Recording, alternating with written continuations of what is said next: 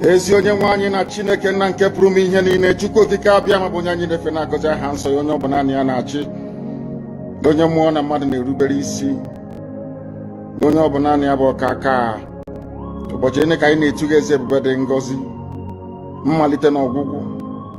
Ndị gboo wee tụọ oge ebighị ebi, onye nwe m, ụmụ gị wee gbakọọ n'ụwa niile iwe nara ozi ọma nke gị onwe gị n'ezi ha site n'ọnụ mmadụ dị ndụ na nke ebere dị ngọzi.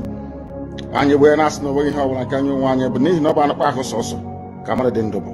Ofu ụbọchị anyị ga-anwụ, maka na okwu nsọ gị na-adịghị ma ruo mgbe ebighị ebi, n'ihi na okwu gị niile ga-abịarịrị na mmezu. Ọ bịa mere Biafra ga-eji wee bịa na mgbe nke anyị. Anyị wee na-akpọkụ gị wee na-arịọ gị na-asị, lekwa ude nke anyị na-asụ n'akwa nke anyị na-ebe ka o metụta gị n'obi. Onye nwe m na Chineke nna nke igwe, biko dịka isi wee napụta ụmụ gị n'ọbụ n'Ijipt gotu wee wezuga ụmụ gị bụ ndị Biafra mgbe ekwensu bụ zuu nke mmadụ dị ndụ karị. Anyị wee na-aja gị mma, na-asị gị n'ime ọnọdụ anyị na anyị ga-ekele ha nsọ gị, wee nye gị nsọpụrụ ụtọ na-eji ama mgbe niile, n'ihi na anyị enweghị chi ọzọ ewezuga gị. Anyị nwe anyị anaghị efe arụsị. Ọbịa mere iji wee na-agọzi nsọmụkwụ anyị niile. Ọbịa mere IPOB ji wee gbaa mgbọrọgwụ n'ụwa niile. Anyị anaghị atụ egwu mmadụ dị ndụ. Anyị wee na-eto gị eze ebube dị ngọzi, sị gị biko gbatara anyị ọsọ enyemaka. Ọ bụ naanị gị bụ onye anyị refe nwanyị akpụ isi ala nye ka i wee napụta ndị gị n'ọbụ nke ekwensu. Anyị wee na-enye gị ofe na nsọpụrụ na ija mma, na-asị lekwa ka ndị iro anyị niile ka kasị wee baa ha ọnụ, ha wee daa hapụ ikuni ọzọ.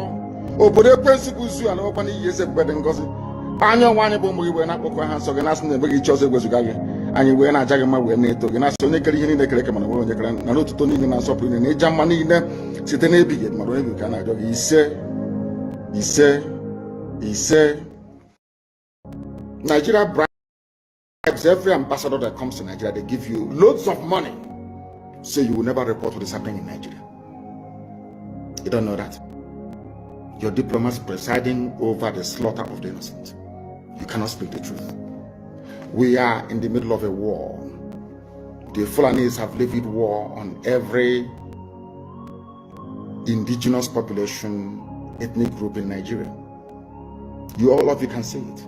And that is why people are dying in Nigeria. Nigeria is the only place in turmoil, not making it onto the front pages of newspapers all over the world. Nobody talks about it because they are all compromised. They've been bribed. Nigeria bribes every ambassador that comes to Nigeria. They give you loads of money, so you will never report what is happening in Nigeria. You don't know that? Your diplomats presiding over the slaughter of the innocent. You cannot speak the truth. We are in the middle of a war. The Fulanis have levied war on every indigenous population, ethnic group in Nigeria. All of you can see it. And that is why people are dying in Nigeria. Nigeria is the only place in turmoil, not making it onto the front pages of newspapers all over the world. Nobody talks about it because they are all compromised. They've been bribed. Fulani never envisaged that the likes of Nnamdi Kanu will ever emerge. They never in a million years. They thought that you can bribe anybody. You can buy anybody. Offer him a jet, give him money, tell him, promise him good life with his family, anywhere he wants. Promise him a house, mansion, oil well, anything he wants. Give him his money. After all, you can buy any Igbo man. You can buy them. They are very weak. You can buy all of them. They're the body who we were. That I come from a line, I wouldn't call it royal, a line of nobility, where you have noble men that do not sell their conscience. Fulani never envisaged that the likes of Nnamdi Kanu will ever emerge. They never in a million years. They thought that you can bribe anybody. You can buy anybody.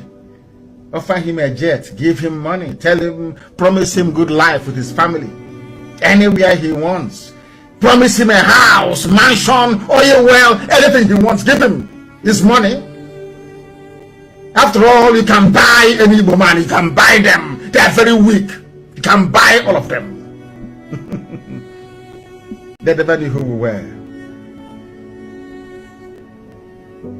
That I come from a line, I wouldn't call it royal, a line of nobility, where you have noble men Noble men that do not sell their conscience.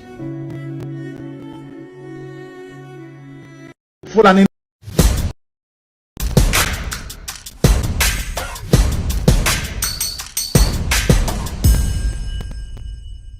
The foundation for the liberation and independence of Biafra has been laid by this government, and it is very, very strong. We build this particular foundation of the liberation on solid rock. Are you not seeing it? We are not shaking. I am standing very, very strong, making sure that I'm taking the bullet that they are firing at Biafra people, because their target is you. They believe that once they take Nnamdi Kanu out of the way, they will come for all of you. That is exactly what is happening in other parts of Nigeria, because nobody is there to stand on the way for them. And they are annihilating people, killing them, sending them to IDP camp. I told them, you see this face, okay, deceive very well. To deceive you. The momentum of the Biafra liberation today have necessitated all the discussion you see. Everybody is talking. Release Nnamdi Kanu. Why are they keeping him? Some of them claim that he was not fighting the way I'm fighting, but you kidnap him. Some of them are now addressing him as a gentleman, but he went and they kidnapped a gentleman. They say, oh, he's more reasonable. He's not, but you kidnap him. What were you thinking? All of them contributed money. When Nnamdi Kanu was speaking, it was their headache. They couldn't sleep every day. Oh, Nnamdi Kanu, he's destroying Alibo. Oh, Nnamdi Kanu, he's doing this, he's doing that. Today, Nnamdi Kanu is no longer destroying Alibo. Nnamdi Kanu is no longer causing problem. Nnamdi Kanu is no longer is the good man. Is the only man now that is very reasonable.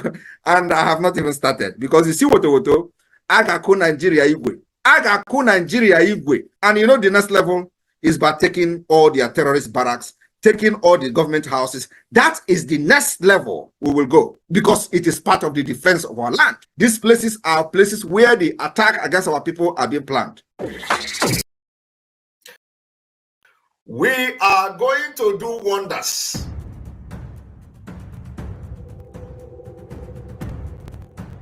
I want you all to understand that we are in a very big battle. Battle for freedom is not for lily-livered people. It's not for kids. Battle for freedom, they throw bombs, rockets for people to get freedom. So freedom is not meant for people that are too emotional. It's not meant for people that somebody will talk this and talk that and they begin to shiver. No. I am born for Biafra to come.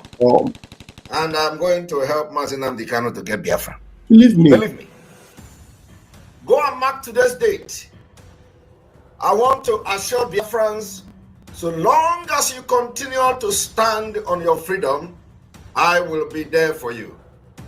So long as you continue to maintain that you have a right to live, I, Simon Ekpa, will be there.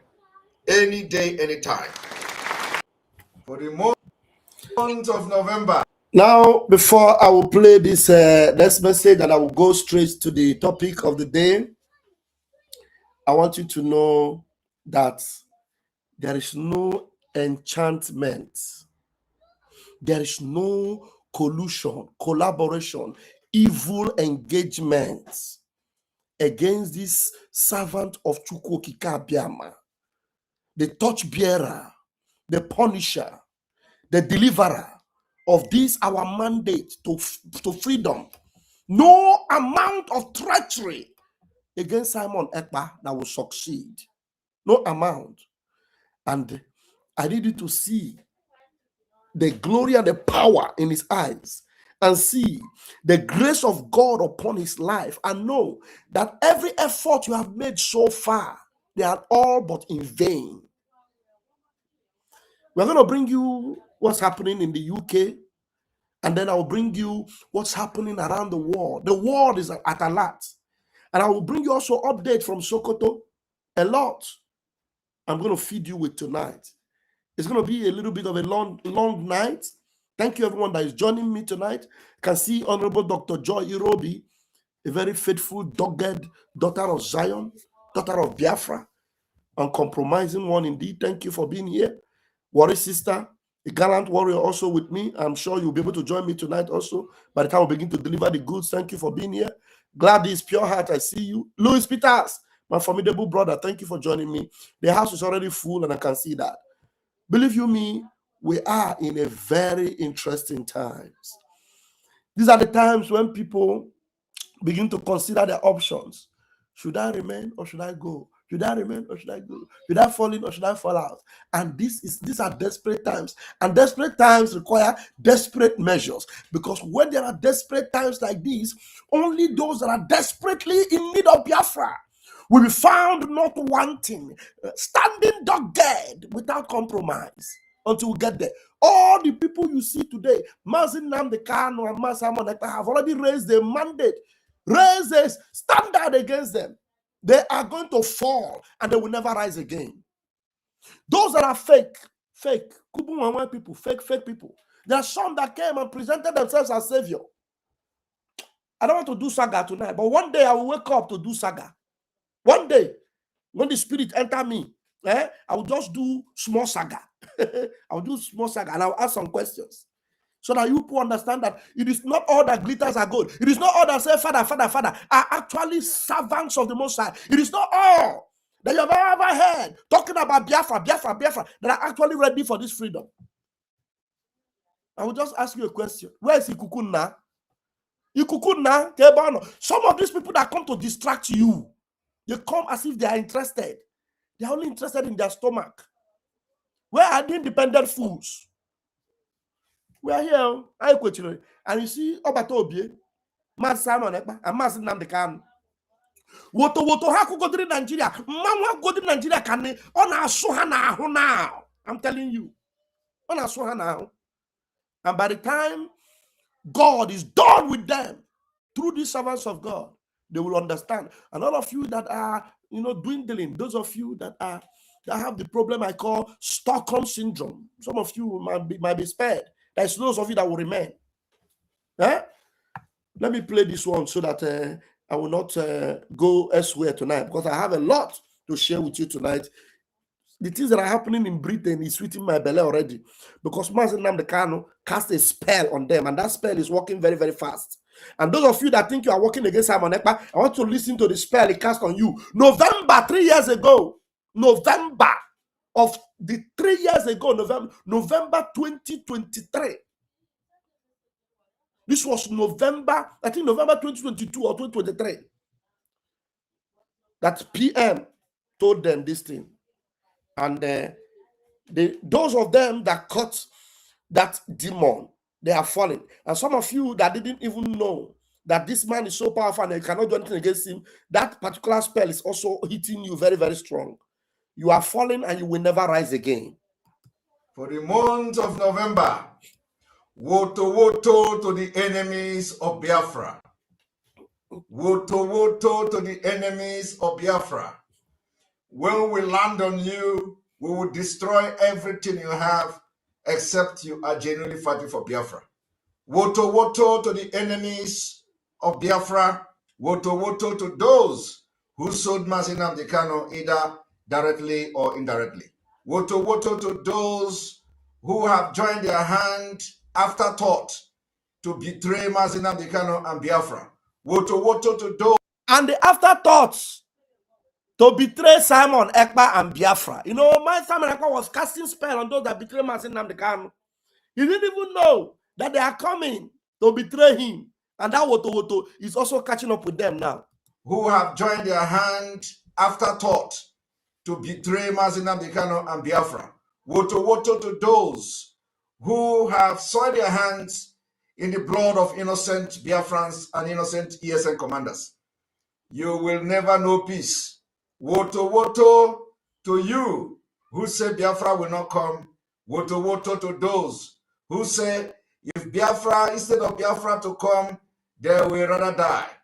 Woto to all of you. The gods of our land have destroyed you.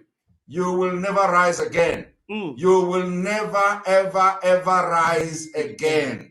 You will never rise again. Any native doctor that tries to make you rise, his power and everything he have in this life will be destroyed. completely destroyed.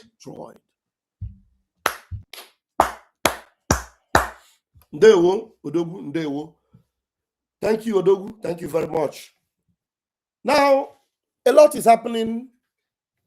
My name is Raphael Chamaka Jere, also known as Pastor Van Van Van, by the grace of Kabiyama Primi Henile, the Minister of Information, Communication, and Media, Biafra Republic Government in Exile. I greet you all, and I bring you good tidings. Yes, good tidings. Because when the enemies of Biafra are suffering, honestly speaking, it gives me joy, great joy. Britain is fast becoming the first Islamic state of Europe. Britain is very, very fast and rapidly becoming the first Islamic state of Europe. Even the moderate Islamists from UAE and Saudi Arabia and Dubai, they are no longer allowing their children to go to school in Britain. You know why? They say Britain is becoming too Islamic for them. I will shock you with that video. They say Britain is becoming too Islamic for them. But meanwhile, journalists in Iran are warning Britain and warning other parts of Europe to learn, because already Britain is becoming the first Islamic state of Europe. And you know that that is exactly what Prince Charles, Queen Elizabeth, and the rest of them, that's what they programmed for. But the time they wanted it is not now. But they want to make it fast. They wanted to make it fast now to distract and disturb Donald J. Trump. Now, Britain is even preparing to go to war against America. They're also preparing themselves to go to war against America. Yes. Because as Donald Trump is trying to protect every of the places that will expose them to the attack from Russia and China, and to protect their interests both in Europe and around the globe, and even in America, Britain is countering it. Britain is the one responsible for making sure that there is heavy presence of Islamic, fanaticism in all over Europe, and they are pushing them to America. A lot of evil that is going on in this world today, Britain. And Nnamdi Kanu, who started exposing it, that's the reason why they don't want Nnamdi Kanu to be free.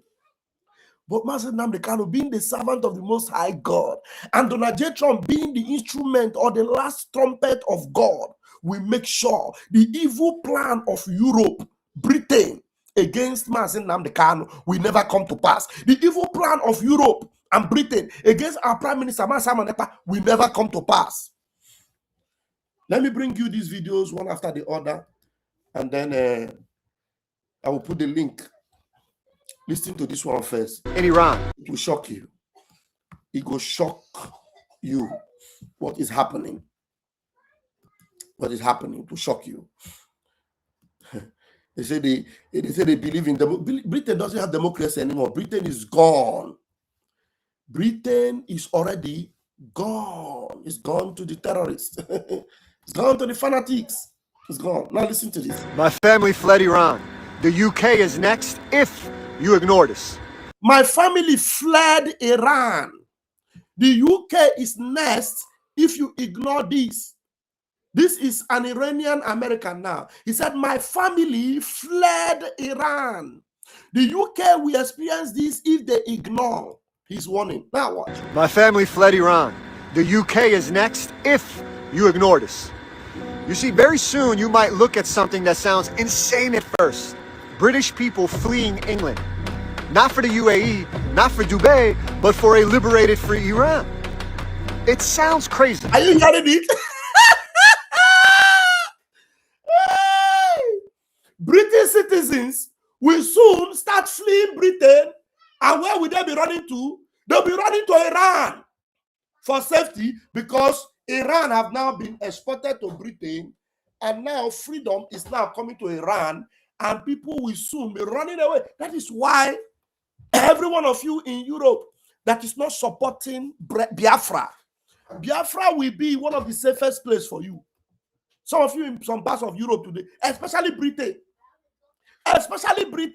Biafra. That's why our people in UK, those of you that are listening to Ogenkere, and allowing him to delay your freedom. Those of you listening to Ngozi Arabueze, allowing them to delay your freedom, you are doing yourself, because Britain is being almost overwhelmed. The resources you have today, you need it for us to make sure that our leaders are out and that our freedom come. Because very soon, very, very soon, even the British people themselves will be running. And they'll be running to Iran.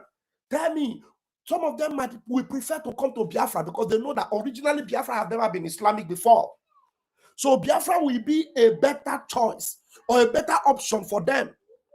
Talk less of you that is supposed to be a citizen of Biafra. You are allowing an idiotic criminal, an idiotic distraction to come to you and make you lose focus.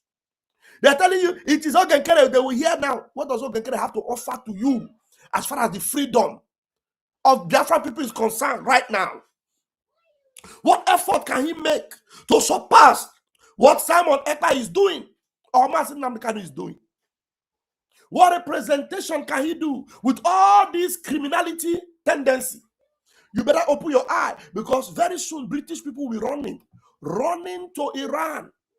And you, that is a Biafran, where will you run to if Biafra is not already in our hand? So you have to make every effort and stop supporting these distractions that want to be paying some criminals like Elias Gerasolis. And the lawyer who don't even know on whose side he is, sharing money to them, the money you will use to secure yourself and secure your freedom. You are giving it to a criminal. All right, let me continue to play this. I will start it from the beginning again, because this is quite interesting. My family fled Iran. The UK is next if you ignore this. You see, very soon you might look at something that sounds insane at first. British people fleeing England. Not for the UAE, not for Dubai, but for a liberated free Iran. It sounds crazy. Just stay with me. England is playing with fire. It has an actual chance that it is the first Islamic Republic of Europe. Hey! Britain is playing with fire. There is a chance now that it is going to be the first Islamic Republic of Europe. For Dubai, but for a liberated free Iran. It sounds crazy. Just stay with me. England is playing with fire. It has an actual chance that it is the first Islamic Republic of Europe. Not by tanks, not by coups, but just look at the demographics, courts, and the cowardice. Look at demographics now. Fertility rates hit record low in England, Scotland, and Wales. British people are no longer giving birth. British people know they're born again. Now, the Islamic people in Britain are having so many children, numerous children, getting all the child benefit and everything.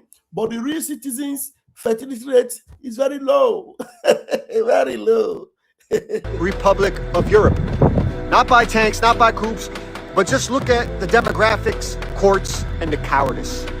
And here's how that works. You have a Pakistani like Bushra, born in England, to a migrant family that may be begged on their knees for the British to take them. They can't get deported. She knows you can't deport her. She knows it, ever. That means she can spend the next 30 years, 5 days a week, using free speech to campaign against British culture, British traditions, British values. Then they can openly promote an Islamic state and face zero consequences, as she encourages more Pakistanis to come to England. At the same point, the natives in the UK are shrinking. The birth rates are collapsing as communities that openly reject assimilation are going up the fastest in numbers. Okay. The UK keeps saying it can't happen here, right? We're inclusive. But that's exactly what happened in 1970s in Iran. They thought it was crazy that an American embassy would get taken hostage by the IRGC. But it did. But it did. If Iran breaks free, secular, prosperous, open, it becomes what it once was, a magnet, a great civilizational state. And all of a sudden, the unthinkable could come. British people, yes, Europeans, families, entrepreneurs fleeing ideological terrorism in the UK for an opportunity to flee to Iran. Oh, how the tables turn. The same way people flee to the UAE today. But that's the rich British. I'm talking about even the middle class fleeing to come to the Middle East. Europe, listen, it's not too late. Do not make the same mistake Iran has made. Do not make the same mistake Iran has made. Now, let me show you the video that will shock you. This one is the highest video that will shock you today. Watch this. Stop giving. Watch this video. This will shock you. If you have anybody that is not watching this program already, invite them. Invite them, because this one here will put you on your toes, especially those of you already living in England. Those of you British citizens that maybe you are not naturally, you got the citizenship as a Biafran, you came into England and all that, and then you think that you are safe. And when we talk about freedom, you just ignore it. And then when they come, they distract you, you pay them attention. And when they come, they collect your money, they say, hey, find their freedom, find their freedom. And you see all the nonsense they are doing. You don't open your eye and listen to vam, vam, vam. You are listening to those criminals. Okay, now, listen to this. Guys, you are not going to believe this. So the UAE have stopped giving scholarship to their citizens that want to study in the UK. And the reason they gave is unbelievable.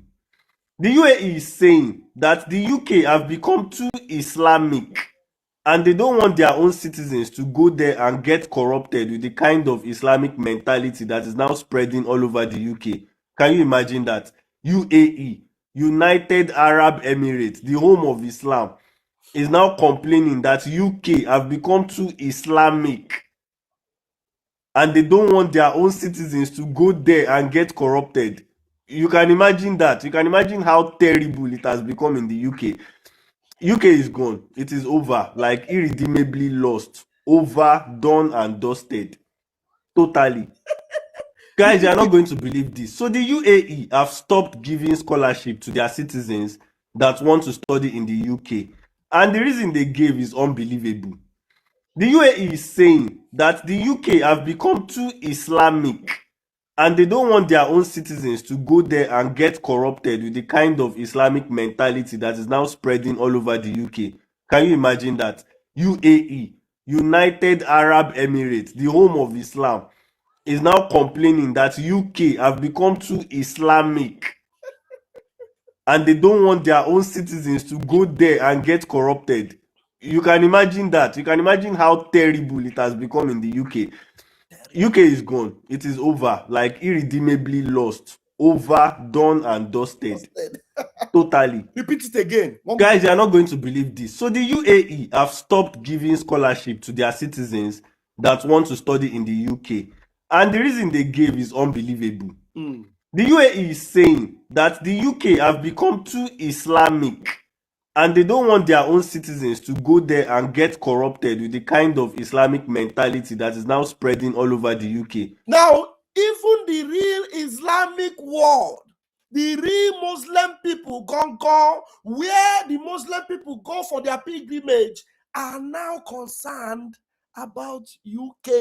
They say UK is becoming more Islamic than their own Arab nation. Now, they used to send their children to go and school there because there is rule of law, there is a democracy, there is this.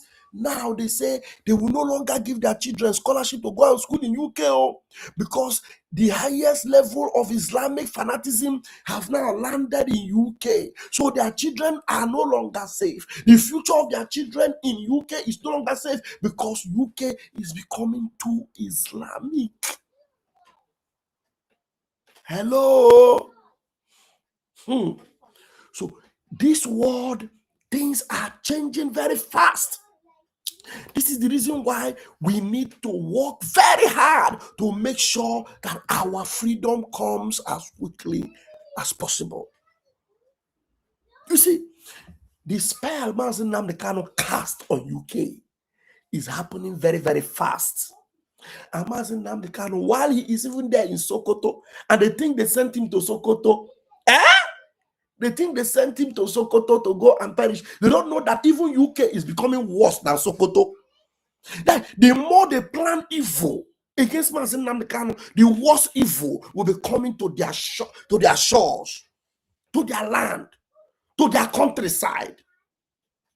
The evil they plan against Biafra and against our leader, it will be multiplied on them. You can't even hear such a thing being said about Sokoto. That Sokoto is becoming too Islamic. It is now UK. UK is becoming even more Islamic than Sokoto. Hello? That's why Nnamdi Kanu told Bishop Coker and every one of you that think you want to make caricature of Nnamdi Kanu. You want to support a shameless, bribed judge that passed judgment on Nnamdi Kanu. I'm going to bring a video that will shock most of you if you have not seen it already. The international community, some of the people that matters, have looked into the issue of Nnamdi Kanu. And I'm telling you, Nnamdi Kanu's case, it is the final bus stop. It is the last oppression that they will give to Biafra. This Nnamdi Kanu case, the last oppression. I'm telling you. They will regret and continue to regret forever and ever doing what they did to Nnamdi Kanu. Nnamdi Kanu told them, even right there in their court, that God will punish you forever and ever. Let me allow this to play finish, and then I'll first of all bring you the report from the lawyer that went to Sokoto, and then I'll bring you the other message that I'm talking about, a unique one indeed about Nnamdi Kanu. But this one about UK, please share it and let everybody know that, look, that thing Nnamdi Kanu told them, is coming to UK. It's already there. And the people that are now afraid for it are the Islamic nation themselves. They are now scared of that thing that Nnamdi Kanu talked about. They are now scared that that thing is happening to UK. It is happening to UK already. Just the same way, exact way Nnamdi Kanu told them. Now hear it for the last time, and then we'll bring another video. Guys, you are not going to believe this. So the UAE have stopped giving scholarship to their citizens that want to study in the UK. And the reason they gave is unbelievable. The UAE is saying that the UK have become too Islamic and they don't want their own citizens to go there and get corrupted with the kind of Islamic mentality that is now spreading all over the UK. Can you imagine that? UAE, United Arab Emirates, the home of Islam, is now complaining that UK have become too Islamic and they don't want their own citizens to go there and get corrupted. You can imagine that. You can imagine how terrible it has become in the UK. UK is gone. It is over. Like irredeemably lost. Over, done and dusted. Totally.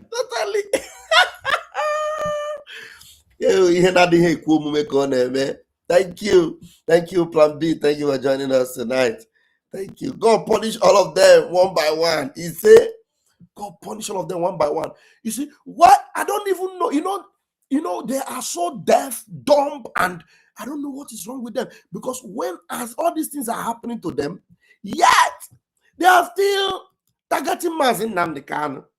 They are still punishing Nnamdi Kanu. They are still trying to think they can make life difficult for Nnamdi Kanu. But I don't know who is advising this Nigerian government. I don't know whether they are not aware that what is happening to them is because of what they are doing to Nnamdi Kanu. That is what is bringing this calamity upon them. So they don't even have somebody advising them. They won't advising her. These people are so come and listen to Maxwell was in Sokoto. Let's hear what Maxwell had to say while he was in Sokoto. Even this happening today in Sokoto. Let's listen to him. Of freedom, just like as I said, today being 11th day of January 2026.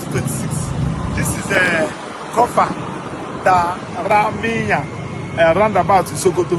So the challenges we are having is that the judgment of the court is really affecting Nnamdi Kanu's appeal.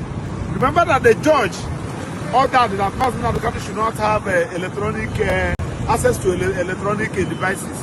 And somebody who is doing an appeal on his own, he cannot. Even the correctional center, when the Nnamdi Kanu wanted to go and do something, they said that no, the order said that he should not have any electronic device. How can you say somebody who is doing his appeal, he cannot have access to a printer, he cannot have access to photocopier, he cannot have access to any electronic gadgets? It is unfair. You don't do this kind of thing.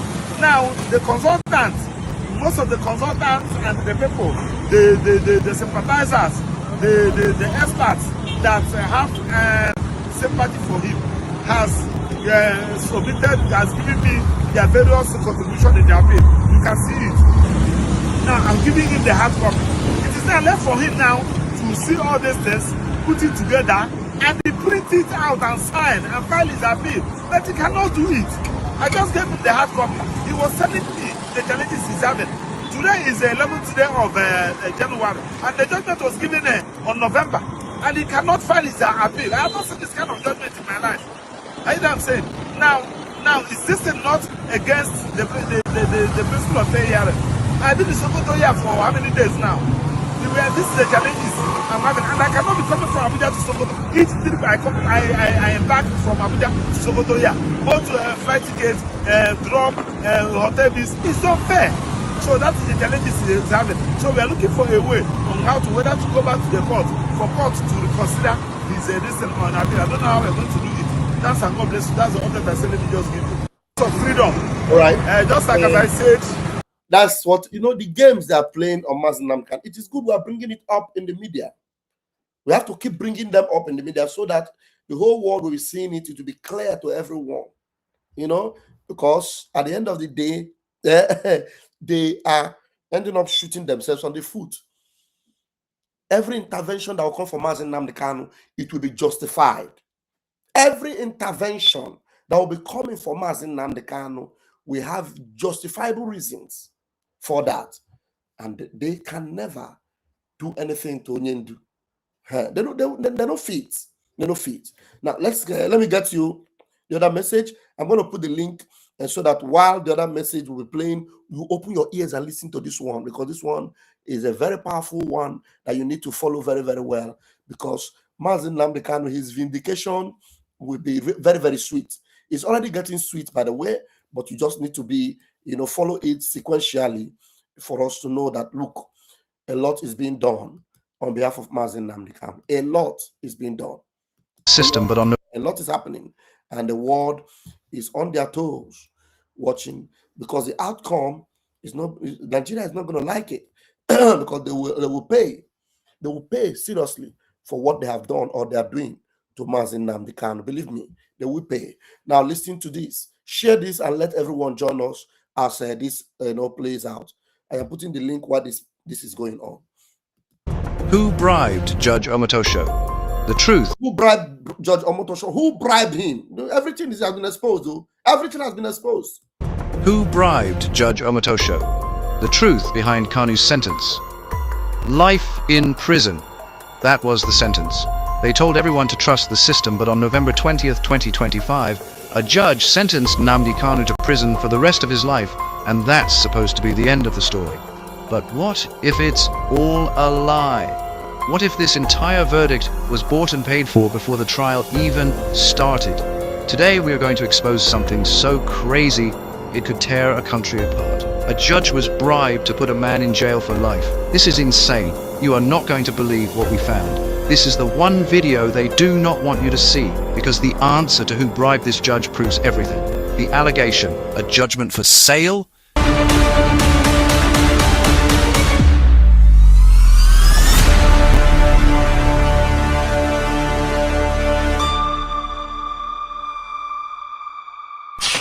Okay, so here is the craziest allegation I have ever heard. We're not talking about a little bias. We are talking about a judge being bribed. The IPOB movement claims that the judge was paid a massive amount of money and promised a huge promotion just to give a life sentence. This is literally like something out of a movie. And it gets crazier. They claim this has happened before. Other judges who ruled against this guy got big promotions. It's like a secret rewards program for judges, and they're saying this is just the latest example of the same corrupt plan being used on Justice Omotosho. These are the most serious accusations you can make. The IPOB movement is even asking international courts to investigate this judge's behavior.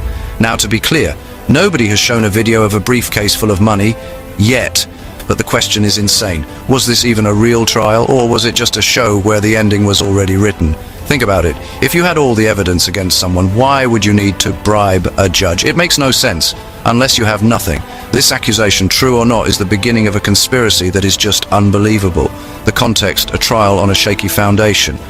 But to show you how insane this all is, we have to go back to the beginning, because this trial was doomed from the start. It all started when they declared the IPOB movement, a terrorist group back in 2017. The IPOB movement says this was just a political move to shut them up, but the government connected them to violence. Then the guy was literally kidnapped in another country in June 2021 and illegally flown back to Nigeria. It wasn't an official process. His supporters say it was a straight-up abduction. Even the country's own Supreme Court said this was wrong, but they let the trial happen anyway. Can you believe that? And then there's this. The law they used to convict him doesn't even exist anymore. His lawyer says it was repealed and replaced back in 2022. So they put a man in jail for life using a law that's completely gone. How is that even possible? During the trial, Kanu yelled at the court, "Show me the law!" Useless black man. You don't know what justice means? You have no idea what justice means. You don't know what justice means. Useless black African people. You don't know the name of justice. Your constitution says you cannot try anybody unless the law is written. Show me the written law. Show me the written law. I want to know the written law. Talk to me now. Show me the law. Are you okay? Don't go close. Don't try that. Don't try it. Don't try it. Go ahead and say. Don't try rubbish. Don't try rubbish. Useless people. You don't know law. You don't know law. Your own constitution you don't respect. Supreme Court judgment you don't respect. Then why we the court of law? Why we the court of law? I ask. Nonsense. His lawyers say they couldn't. They're calling the whole thing the death of legality. The trial itself was a total mess. At one point, Kanu accused the judge of being biased and fired all of his lawyers. He was then thrown out of his own trial for being disruptive before the judge read the sentence. You cannot show me. I'll come back. You cannot show me. Can you please? You cannot show me because you don't know the law. You can't show me. Alright. Don't touch me. Don't you dare touch me. People who don't know law are presiding over me. Show me where it says you can wear my right. Show me the place I'm asking you. Show me. Show me. Show me. Which law says you can try me an unwritten law? Show me. You cannot show me. I am a judge. You claim you're a judge. You don't know law. You don't know law. Nonsense. Where is the family written address? Where is it? Which law gave you the right to waive my family written address? Which law gave you that right? Nonsense. You think I'm trying this with you? You try with me? What you are mad. What's this one doing here? What are you doing here? What are you doing here? What are you doing here? I'm asking, what are you doing here? This is idiot attack me. This is the fool attack me. That's idiot attack me. That's the fool. Don't touch me. Don't push me. I'm telling you, don't touch. Don't touch me. I'm warning you, don't touch me. I'm warning you, don't touch me. Don't touch me. Don't touch me. I said, don't touch me. Don't. Smart people. You don't know law. Show me where it says you can wear my right foreign address. Show me the law. Show me the law. I want to show me the law. You don't know law. They are promoting you. You're writing rubbish. Show me the law. Unaddressed affidavit. You say you go fit and you doing their job for them.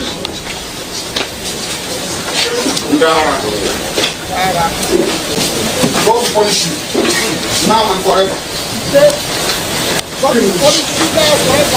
Any judgment, let it be on record. Any judgment in this court is rubbish. So let's recap. He was kidnapped, put on trial with a ghost law, and sentenced by a judge who was bribed.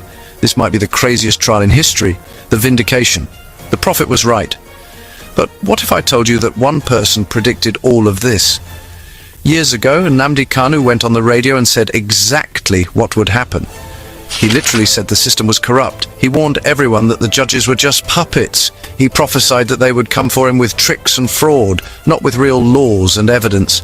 And it all came true. He said they'd call him a terrorist. Check. He said they'd ignore international law to catch him. Check. He said the courts would be used to crush him. Triple check. This life sentence isn't a surprise. It's the final level of his prediction. For the millions of people who follow him, this isn't a loss. It's the ultimate proof that he was right all along. The government just proved his entire point for him. They tried to defeat him, but they just made him a prophet. The verdict is his vindication. And get this, the entire case was about his words on the radio. They couldn't find weapons. Did you hear that? The verdict is his vindication. That verdict, that fraudulent verdict, is Mazen Nnamdi Kanu's what? Vindication. Because everything has been checked. Everything that Mazen Nnamdi Kanu said have come to pass. That verdict is his vindication. Come again, please. What if I told you that one person predicted all of this? Years ago, Nnamdi Kanu went on the radio and said exactly what would happen. He literally said the system was corrupt. He warned everyone that the judges were just puppets. He prophesied that they would come for him with tricks and fraud, not with real laws and evidence. And it all came true. He said they'd call him a terrorist. Check. He said they'd ignore international law to catch him. Check. He said the courts would be used to crush him. Triple check. This life sentence isn't a surprise. It's the final level of his prediction. For the millions of people who follow him, this isn't a loss. It's the ultimate proof that he was right all along. The government just proved his entire point for him. They tried to defeat him, but they just made him a prophet.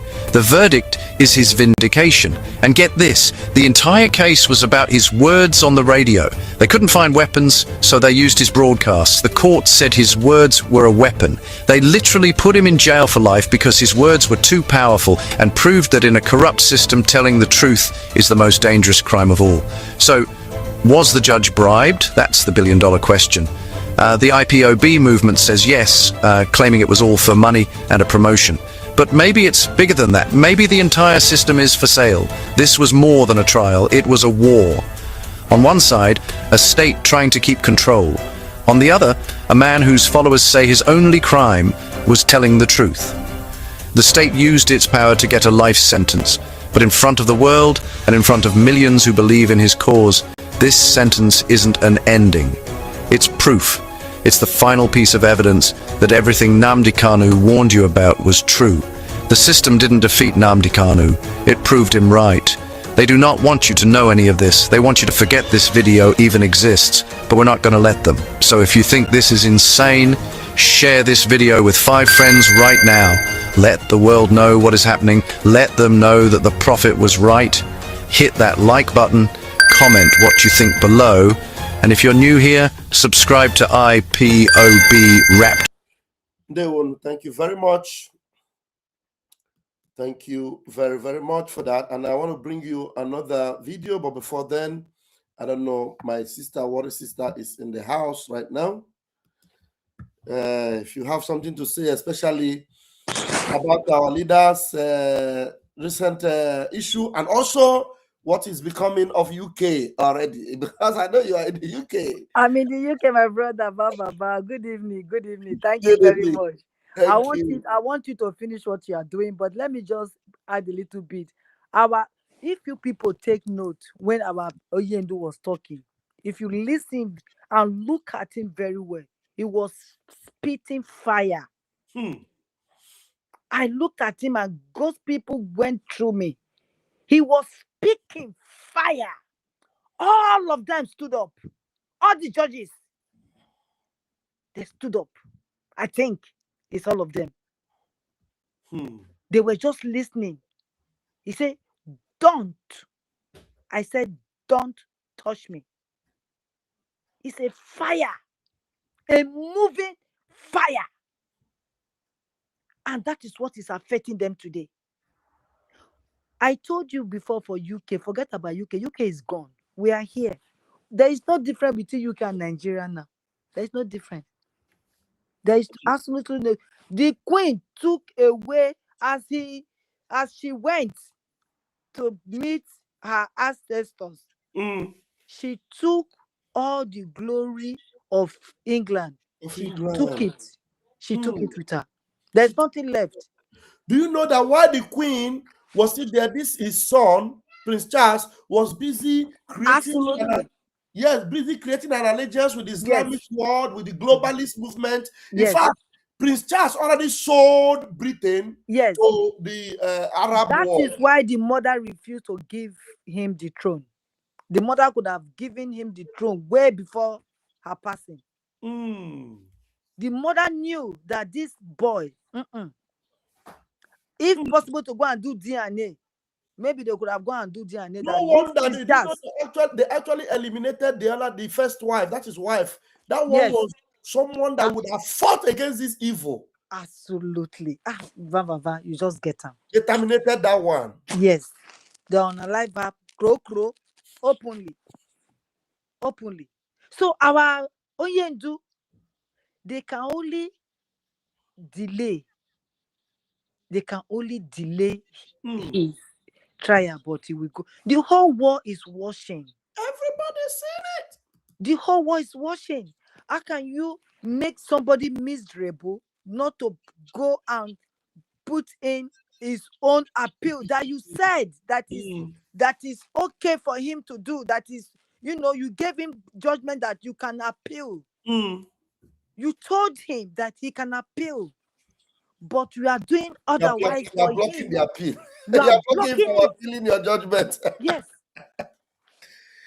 Yeah, and you can see that Donald Trump is coming to Nigeria. You can see that he's sending delegates to Nigeria. You can see that American delegates are in Nigeria. They are in the sky. They are on the telephone. They are on ground. And yet you are doing all this. Yeah. Do you think nobody's watching? No, they think they are the only one. The only one. The whole world is revolving around them. They will see the heat very soon. The Islamic State now are saying that they are not coming to England. What does that tell you? Like he said, his words are already a vindicator for him. Yes. He said Britain will be. He said Nigeria will be as useless as Somalia. Yes. Somalia will be better.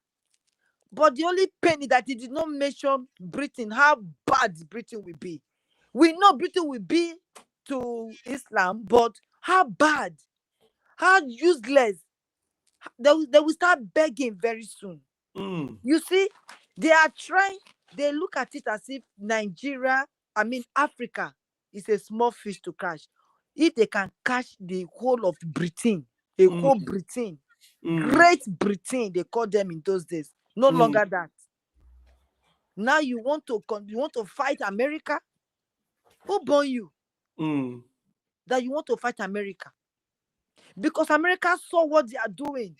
And I pray and hope that after Donald Trump's 4 years, that the person that will come and take over from Donald Trump should be Donald Trump Jr. The Americans are wise now. They will never allow this thing to enter Democrats again, because they know Donald Trump have opened the way and opened their eyes. So they will never allow anything to enter the Islamic hand, because anything that makes this leadership to come out of Donald Trump's control, you understand? Then America is ruined, because America was already on the pedestal of destruction. Absolutely. And if they succeeded, they would have been able to take over the whole world. Of course. Trump is the one that is stopping. They are taking over the whole world now. It's Donald Trump that is stopping it. But how come Britain is not seeing it? And they said Anglican came from here. No, the Christianity, this so-called Christian came from here. How come they are not? There's no more Christianity in Britain. Britain is aware and they are responsible for this collapse. They are responsible. They have already sold their churches in England. Yes, to Muslims, to mosques. Yes, they turned them to mosques. Yes. They turn all of them to mosques. The only people that go to churches here, they are the old people. Only old people. When you see a church that have youth, know that it's a foreign church. It's a foreign church, people like us, that their kids goes to church. Those are the young kids you will see on the street. They go to the street. You know, one time you came to UK and you went to Oxford, you went to everywhere to go and preach the gospel of Biafra. You remember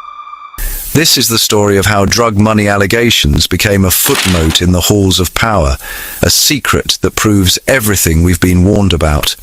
The Tinubu file, the ghost in Chicago.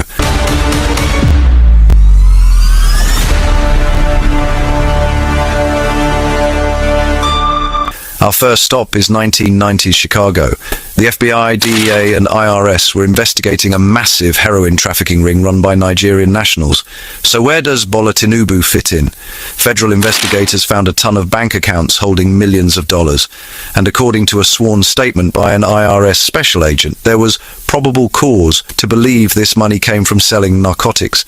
And guess whose name was on those accounts? Bola Ahmed Tinubu. Faced with this evidence, Tinubu decided not to fight it. He made a deal. On September 15th, 1993, he agreed to give the United States government $460,000. Let's be super clear about what this means. His defenders will say he was never criminally charged, which is technically true.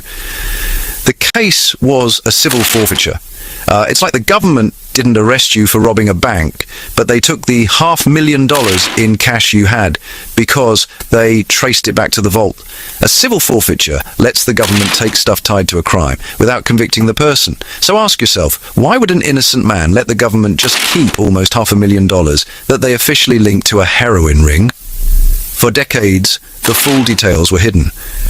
These files are like a locked treasure chest from 30 years ago. Thanks to some lawsuits, a US judge has ordered them to be opened. But the release has been hit with delay after delay and might not happen until 2026 or 2027. After 30 years, you have to ask, what is in that file that they are so desperate to hide? The Maduro file, the narco state dictator.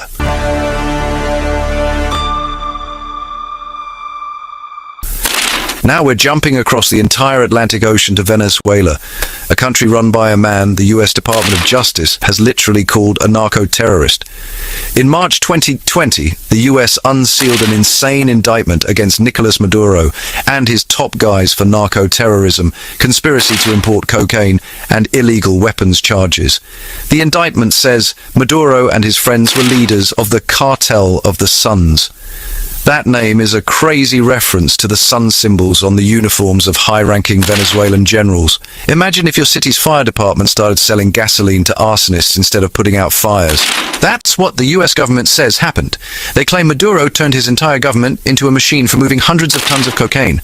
The US even accused them of working with terrorist groups to flood the United States with cocaine and put a $50 million bounty on his head. For years, Maduro held on to power, but in a crazy turn of events in January 2026, the US military actually captured him in an operation in Caracas.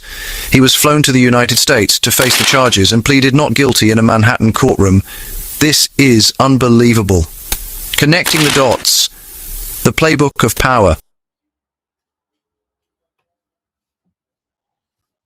So, we have two leaders, an ocean apart. One gave up a fortune that US authorities said was linked to heroin.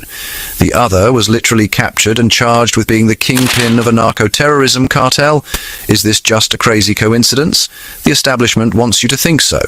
But they're not asking the right question. The question isn't, are Tinubu and Maduro sending secret messages to each other? The real question is, are they using the same secret playbook? And the answer seems to be yes. This is the shared DNA. Step 1 of the playbook.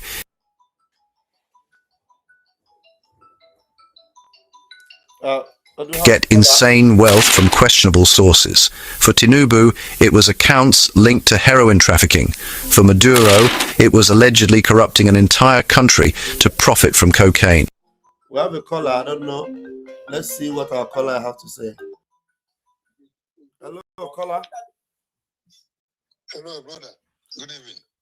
In the program, my name, because I was playing a video while you were calling. Yes, no, because I wanted to say something about the point our sister make for about Britain. You know. Okay, go ahead. What is this? I greet you. Thank you. Good evening, my brother.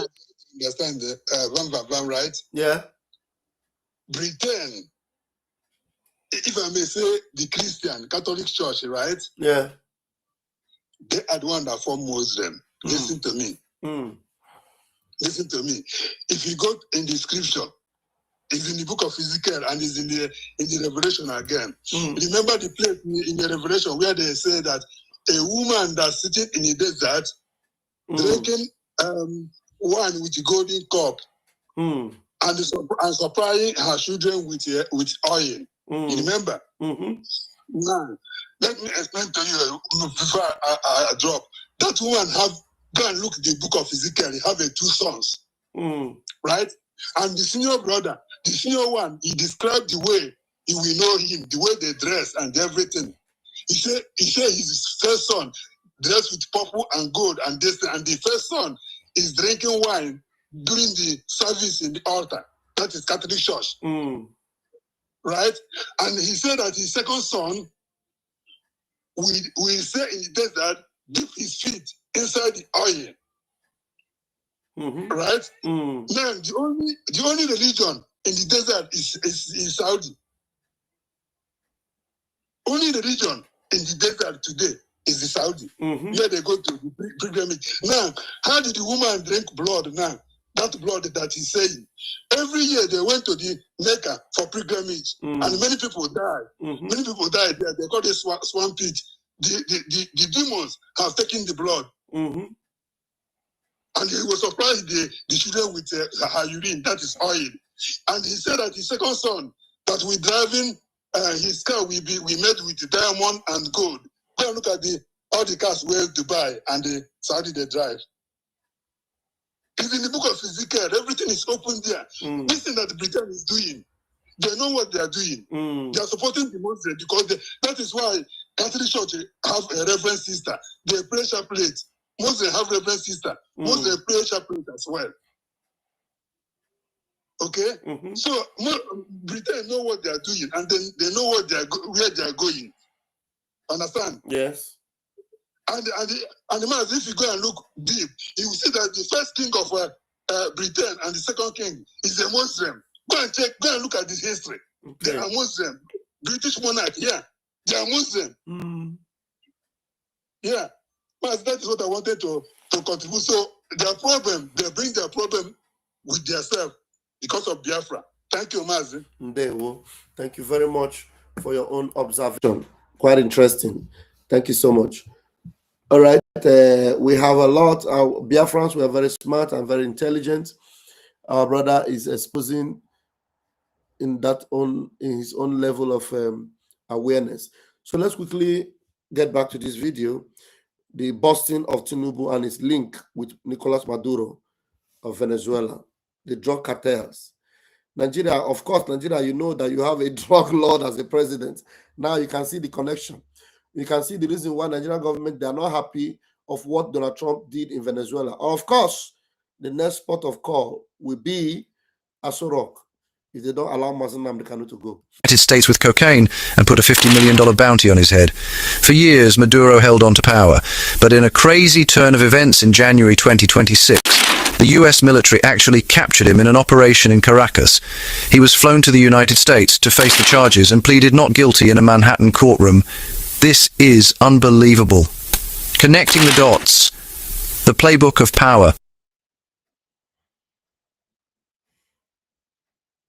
So, we have two leaders, an ocean apart. One gave up a fortune that US authorities said was linked to heroin. The other was literally captured and charged with being the kingpin of a narco-terrorism cartel. Is this just a crazy coincidence? The establishment wants you to think so. But they're not asking the right question. The question isn't, are Tinubu and Maduro sending secret messages to each other? The real question is, are they using the same secret playbook?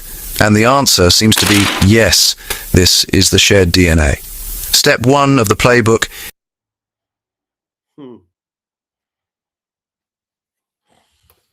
Get insane wealth from questionable sources. For Tinubu, it was accounts linked to heroin trafficking. For Maduro, it was allegedly corrupting an entire country to profit from cocaine. Check. Step 2. Corrupt the government.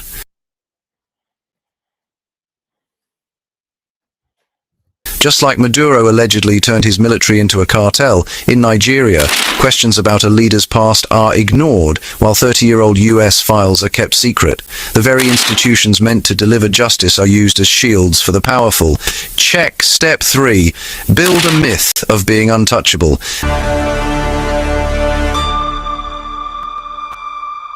They survive scandals that would destroy literally anyone else. It's like they're wearing scandal-proof armor where the craziest accusations just bounce off. Check.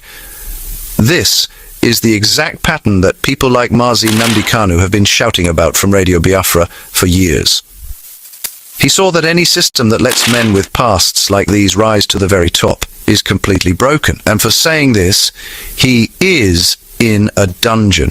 The connection between Tinubu and Maduro isn't a secret meeting. It's the shocking realization that a global playbook for narco-funded politics exists, and it's actually working. The story of Bola Tinubu and Nicolas Maduro shows that in the world we live in, having alleged ties to the drug trade no longer stops you from getting the highest job in a country. This isn't about politics. It's about a global shadow network that might be using money from human misery to put its chosen leaders in power and protect them. The evidence is all there if you're willing to look. The court documents in Chicago, the federal indictment in New York, the fact that decades-old files are still being kept secret, it all points to the same mind-blowing conclusion. This is the secret they do not want you to know, the truth they will try to bury. But the pattern is undeniable. The blueprint is exposed, and now you see it too. Your first mission, you have to share this video. The people in power will try to suppress this message, so it is your duty to spread it far and wide. If you found this useful, like, share, and comment respectfully with your perspective. Thank you very much, and God bless you. So you've heard it, you've seen it. All their bubbles are being busted by the day. Please, if you want to call in, you can already begin to call in or make comments, and then let's see. But I want to ask a little bit of question. You know, during Jonathan time, this so-called what's his name, president at that time in America, Obama. Obama made Jonathan to step down. Meanwhile, Jonathan is not a criminal. Jonathan have not been caught with drugs or money laundering or going to university as a girl, coming out as a man. None of those kind of things against Jonathan. Yet, Obama said Jonathan should step down. Now that Trump knows that this man is a criminal, this man is doing everything possible to hide, to cover up Madugo or whatever his name is, and the cartel of drugs and that. Can Trump tell Tinubu to step down for the genuine person to come in like Obama did? Because this is not fair. Obama did not say step down. What Obama did was Obama supported the election. Obama campaigned for the election that they used to rig Jonathan out. Yes. Yeah, it was an election that they used to rig Jonathan out of office, and Jonathan knew that it was fraudulent, but he knew that they will unalive him if he did not accept. Yes, and again, many lives will be lost and all that. He didn't want to fight it. He just allowed them to go like that.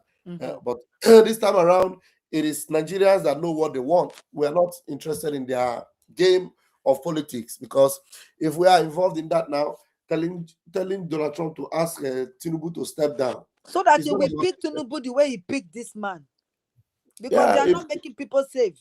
They are not letting people. It is at their discretion. If they want to do that, it's at their discretion. Our own is to expose them, and our own is to make sure that we get our freedom, our own rights. Our own right is what we're asking for. We're not interested in their game.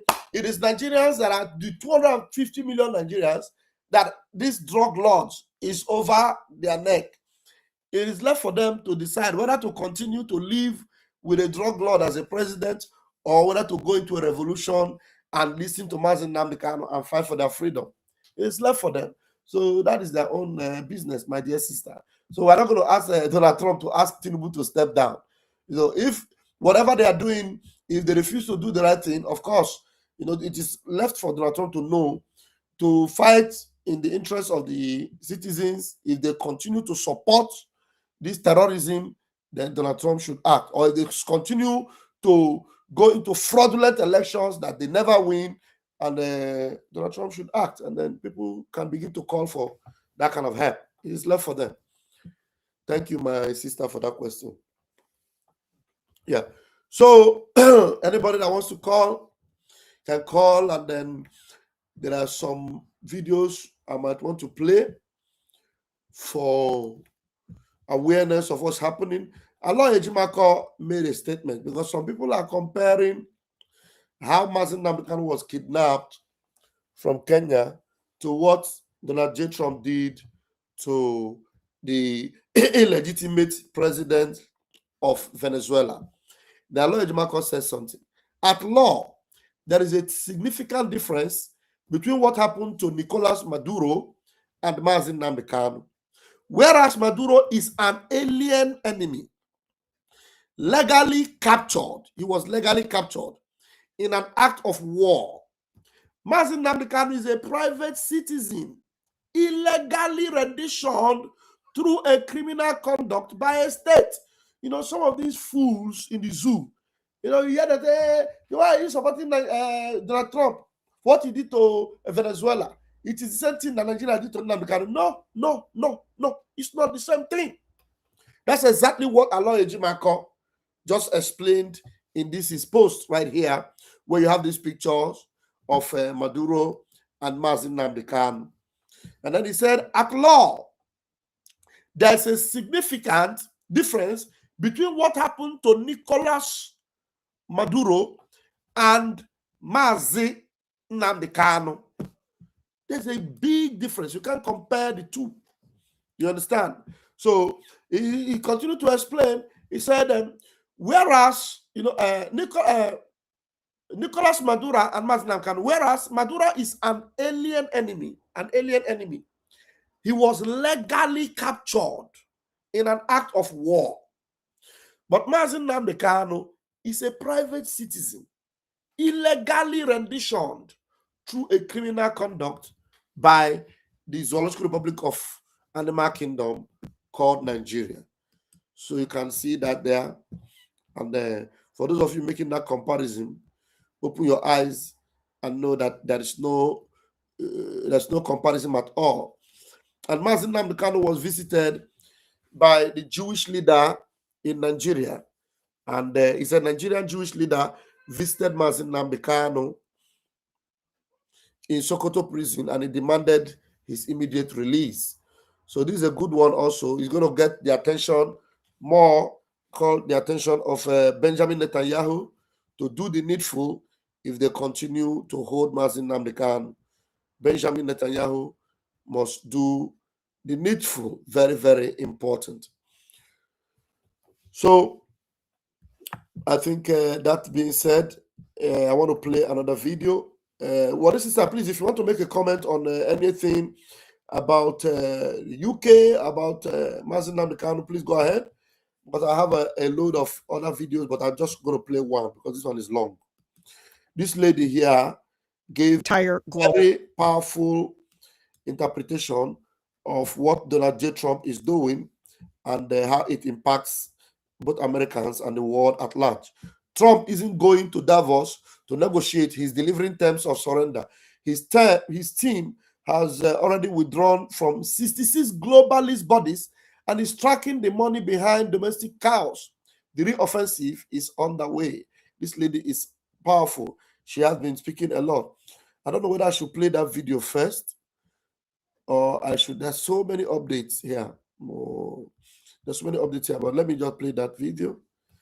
And then if there's a caller or any interruption, we can attend to any other thing. Economic Forum. Hold on. Is Davos ready for Donald Trump? In less than 2 weeks, the president is going to march his full economic team into the World Economic Forum in Switzerland. You could say he's walking into the lion's den, except that he's the lion. And the globalists know it. Yesterday, the New York Times shrieked that Donald Trump has set himself above international. I love what this woman said. It said, Baba, please. Baba, I can hear you. she said, he's walking into the lion's den, but except he is the He's the lion lion. himself. Yes, So that's tell me, if Donald Trump is the lion himself, so whose den is he entering that he cannot squash? So everything I'm must go telling you. down. Thank Yes, you. sir. Yes, sir. Thank you very much. So is that some people will say, Davos, Davos is in Switzerland, where all these world powers, these people, these globalists, they gather to come and reveal their agenda. That's where they will come and tell you global warming is coming, Africa is overpopulated, we need to reduce population. All those gang of Bill Gates and the rest of them, they gather there. And funny enough, that's a place they never believed Donald Trump would ever come and deliver speeches. Before when Donald Trump was there the first time, those people that were there in that Davos, some of them were asked before if Donald Trump will ever be president. They said, lie, Donald Trump can never be president. For their eye, Donald Trump became president, and when he came there, he will just tear them off and tell them what nonsense they are doing, and all this their global warming nonsense, and all this their green life, and all this whatever, And now Donald Trump is coming back again, and this lady will say, he's walking into a lion's den. But the truth is that he is himself is a lion. So if he Baba, do you know why they said no? He's not coming back to be a president again. No, he can never come back. Do you know why? Because they have planned to unalive him. Yes. They try so many occasions. Not that he cannot win. Yes. They know he's going to win. Yes. But their plan is that we are going to unalive him before he gets there. That's why it's their plan. That's why they said no, he can never. Did you see that? They have planned. But little do they know that Donald Trump is ahead of far them. ahead of them. They don't know. Far ahead of them. And not only is he far ahead of them, Donald Trump is in God's program for this end time. Believe me, Donald Trump is in God's own program. He is the only one that God has set apart to dismantle the globalist movement. All these Illuminati, when you hear about Illuminati, it's a globalist movement. Donald Trump is the only one that could look them in the face and tell them, because I am sitting in the Oval Office in America, and America is the world superpower, you cannot do that thing you're planning to do. You can't. So let's hear what the analysis of this lady. I really love it. Let's hear it. I want her to start again. Is Davos ready for Donald Trump? In less than 2 weeks, the president is going to march his full economic team into the World Economic Forum in Switzerland. You could say he's walking into the lion's den, except that he's the lion. And the globalists know it. Yesterday, the New York Times shrieked that Donald Trump has set himself above international law. They wrote, on topic after topic, President Trump made clear he would be the arbiter of any limits to his authority, not international law or treaties. But it's not international law they're worried about. It's their entire globalist system. And that is what Trump was actually telling the New York Times. And that is exactly what he's going to tell the gathered so-called international elite at Davos. He's crippled their dirty money laundromat in the Caribbean with the Venezuelan operation. He's declared war on the economic cartels, and he's withdrawn from 66 international organizations that are used to enforce globalist policies. Are you hearing it? Donald Trump have withdrawn from 66 international communities that all these American presidents, all the American world powers have been involved in, where they control everything and make life miserable for everybody, where they decide your fate and they ruin your destiny. Donald Trump, with his own veto power, have withdrawn America from 66 of these global, entities. International law or treaties. But it's not international law they're worried about. It's their entire globalist system. And that is what Trump was actually telling the New York Times. And that is exactly what he's going to tell the gathered so-called international elite at Davos. He's crippled their dirty money laundromat in the Caribbean with the Venezuelan operation. He's declared war on the economic cartels, and he's withdrawn from 66 international organizations that are used to enforce globalist policies. Now, you're not supposed to notice any of that. You're supposed to be caught up in the play-by-play of the Minnesota ICE shootings, while the Democratic foot soldiers and the controlled media try to spin up their irregular warfare operations here at home. Well, Trump and his team aren't going to let them get away with that. Both J.D. Vance and Scott Besson made that clear in the past 2 days. What that headline leaves out is that woman is part of a broader left-wing network to attack, to dox, to assault, and to make it impossible for our ICE officers to do their job. I'm Susan Kokinda, and I've seen how for decades the enemy keeps the American people in check by trapping them on the battlefields that the enemy chooses in order to keep patriots away from the real fight, which is bringing down the British imperial system. Well, Donald Trump is... Do you hear that? What Donald Trump is actually bringing down is British imperial system. You see, Britain is the one playing this world global game. British imperial system. You can now imagine the powers that are holding Nnamdi Kanu. Britain is on a global scale. That's why we need to continue to call the attention of President Donald J. Trump. And the lawyers of Nnamdi Kanu should understand. I don't know what has happened to the letter Nnamdi Kanu wrote to Donald J. Trump. I keep asking that question. I don't know whether people are actually asking that question. Did the American embassy make sure that that letter got to Donald J. Trump? Because Nnamdi Kanu wrote Donald J. Trump a letter. And this particular letter need to get to Donald J. Trump. If it hasn't gotten there, they should write another one or repost it direct to Donald J. Trump. Because the people playing this global game is Britain. And they're the ones holding us tied together with Nigeria. They're the ones responsible for the incarceration of Nnamdi Kanu in Sokoto prison. It's Britain. And they are the ones controlling this global game. They are the enemy that Donald Trump is actually cracking down. Britain is in alliance with China, Russia, against America. So the enemy here is massive. It's a mammoth enemy. So we need to continue to not... If that letter is not public, can they make it public? But the letter was so public that now. We read it. It was public. Okay, so can we keep on reposting it until it will get to somebody?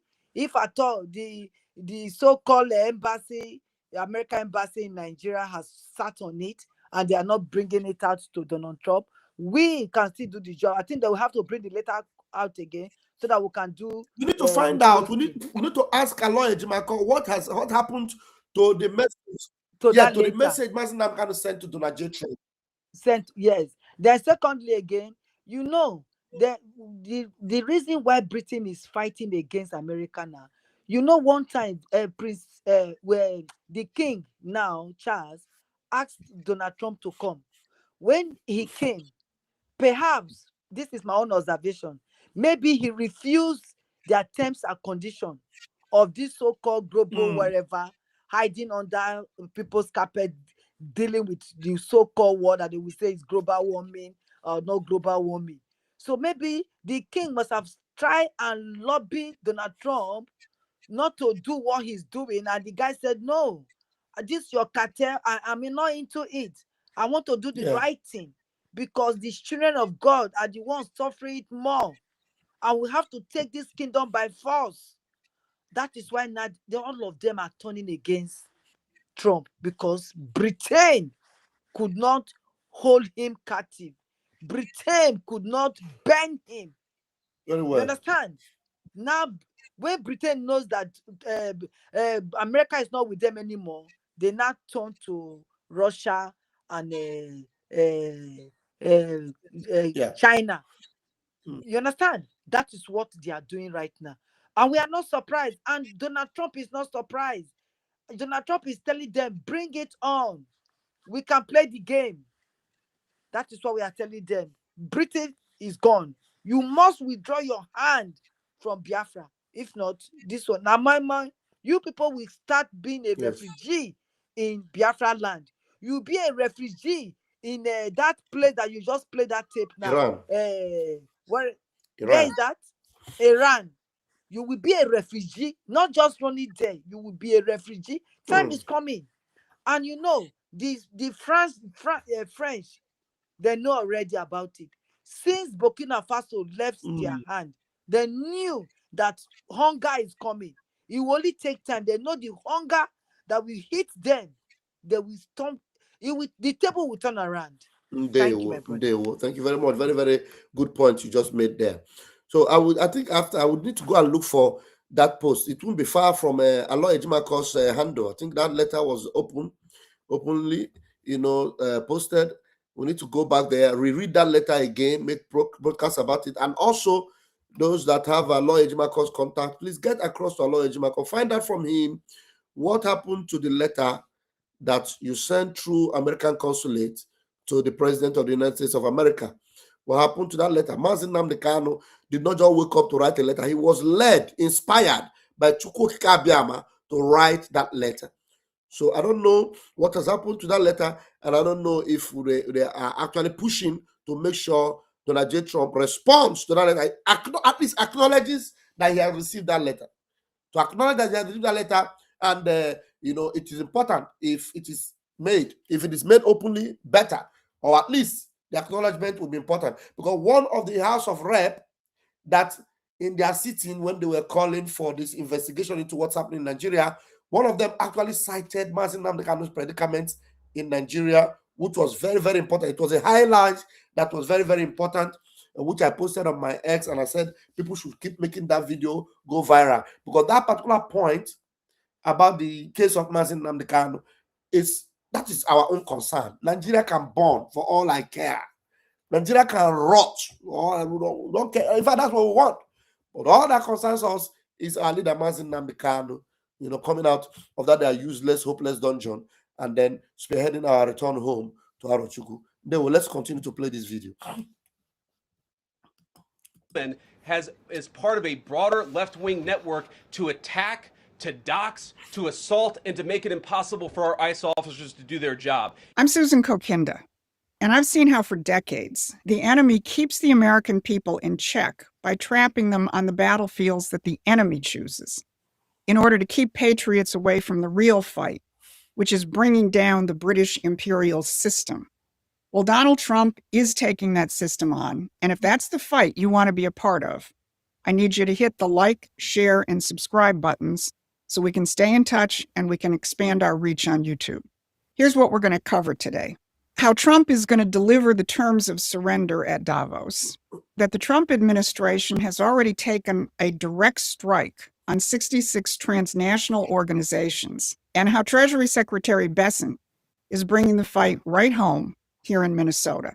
So in less than 2 weeks, Donald Trump lands in Davos, and he's bringing with him a demolition crew. He's bringing Treasury Secretary Bessent, Commerce Secretary Lutnick, Energy Secretary Wright, Trade Representative Greer, and don't forget Trump's close confidant and diplomat of all trades, Steve Witkoff. Demolition crew. I love that. I love the title they gave, the demolition crew. Why this group? Because they represent all the elements that are replacing the British liberal free trade system. Lutnick and Greer are going to tell them that the era of sending American manufacturing capacity overseas and gutting our middle and working classes is over. Bessent is there to cut off the capital flows that prioritize global financial income streams over American wages. And Chris Wright, well, he's the walking refutation of the entire insane green agenda. And Steve Witkoff, well, he's the guy who gets things done for Donald Trump. But to really understand what Trump is doing in Davos, you're going to have to understand where Davos comes from. It was started in 1971. That was the year the British Empire dismantled the Bretton Woods financial system. That is the system that had stabilized economies in the post-war world. So the World Economic Forum was launched to begin to manage this post-1971 period. Everyone knows it was created by Klaus Schwab. But he had been mentored by Henry Kissinger at Harvard in the late 1960s. And let's not forget that Kissinger, later on, when he was Secretary of State, went on to say that in his Secretary of State capacity, he kept the British Foreign Office more closely informed than he did the State Department. So the establishment of the WEF in 1971 wasn't a coincidence. It was a transfer of power. As they killed off the power of sovereign governments to control their own credit, they built up a new temple for the transnational corporations that would rule in their place. And for 55 years, Davos has become one of the nodal points of this empire, and probably the most well-known. They don't use armies, they use ideology, and they have applied the ideology of the British Empire to the 21st century, and they've hijacked the world until now. And for all those years, researchers at Promethean Action have been exposing those operations, whether it's the WEF or the Council on Foreign Relations, or the neoconservatives or their free trade ideology, and all the other groups and policies. More importantly, we know how to defeat them. So if you want to get into the real battle, head on over to Promethean Action and subscribe to our free newsletter, because we will continue to give you the up-to-date coverage of what Trump is really doing. Because in 10 days, Trump is going to the WEF. And contrary to the claims of the naggers and the heel biters within the MAGA movement, Donald Trump is not going to Switzerland to play nice with the Davos men. He and his team are arriving with a fully activated American system alternative to their policies of globalism and imperialism, and he will be laying down the terms of surrender. Now, he's already laid down some covering fire before his team heads out, hitting them exactly where it hurts, their networks of soft power. Just 3 days ago, the White House released a new finding withdrawing the United States from 66 international organizations, conventions, and treaty. Marco Rubio made clear they're pulling the plug on what he called a sprawling architecture of global governance, which, as he put it, serves the same elite networks of the multilateral NGO complex. And then Rubio drilled down on what this apparatus really is. He said, from DEA mandates to gender equality campaigns to climate orthodoxy, many international organizations now serve a globalist project rooted in the discredited fantasy of the end of history. These organizations actively seek to constrain American sovereignty. Now, the organizations that the U.S. is withdrawing from include the full gamut of green enforcement institutions that have been set up in the last few decades to enforce the carbon dioxide is poison policy, Climate change, which is supposed to make nations deindustrialize. Also, some of these institutions that we're withdrawing from go all the way back to the very foundation of the UN in the late 1940s. And if you go back to the early days of the UN, you'll find people like Julian Huxley letting it all hang out as to the British plans for the UN, which, by the way, were contrary to Franklin Roosevelt's intentions. Huxley was the grandson of Thomas Huxley. Thomas had been the president of the British Royal Society, and he served on Queen Victoria's Privy Council in the heyday of the 19th century form of British imperialism. Julian was groomed to administer the same policies in their 20th century form, and so he became the first head of UNESCO when the UN was founded, where he took up several projects. First, he laid out what the purpose of UNESCO was. He said, in its educational program, it can stress the ultimate need for world political unity and familiarize all people with the implications of the transfer of full sovereignty from separate nations to a world organization. Remember what Marco Rubio just said? These organizations actively seek to constrain American sovereignty. And Huxley also had the slightly more delicate task of repackaging one of the empire's most evil policies, race science or eugenics. Here's what Huxley said in 1948. Even though it's quite true that any radical eugenic policy will be for many years politically and psychologically impossible, it will be important for UNESCO to see that the eugenic problem is examined with the greatest care and that the public mind is informed of the issues at stake so that much that now is unthinkable may at least become thinkable. Let's not mince words.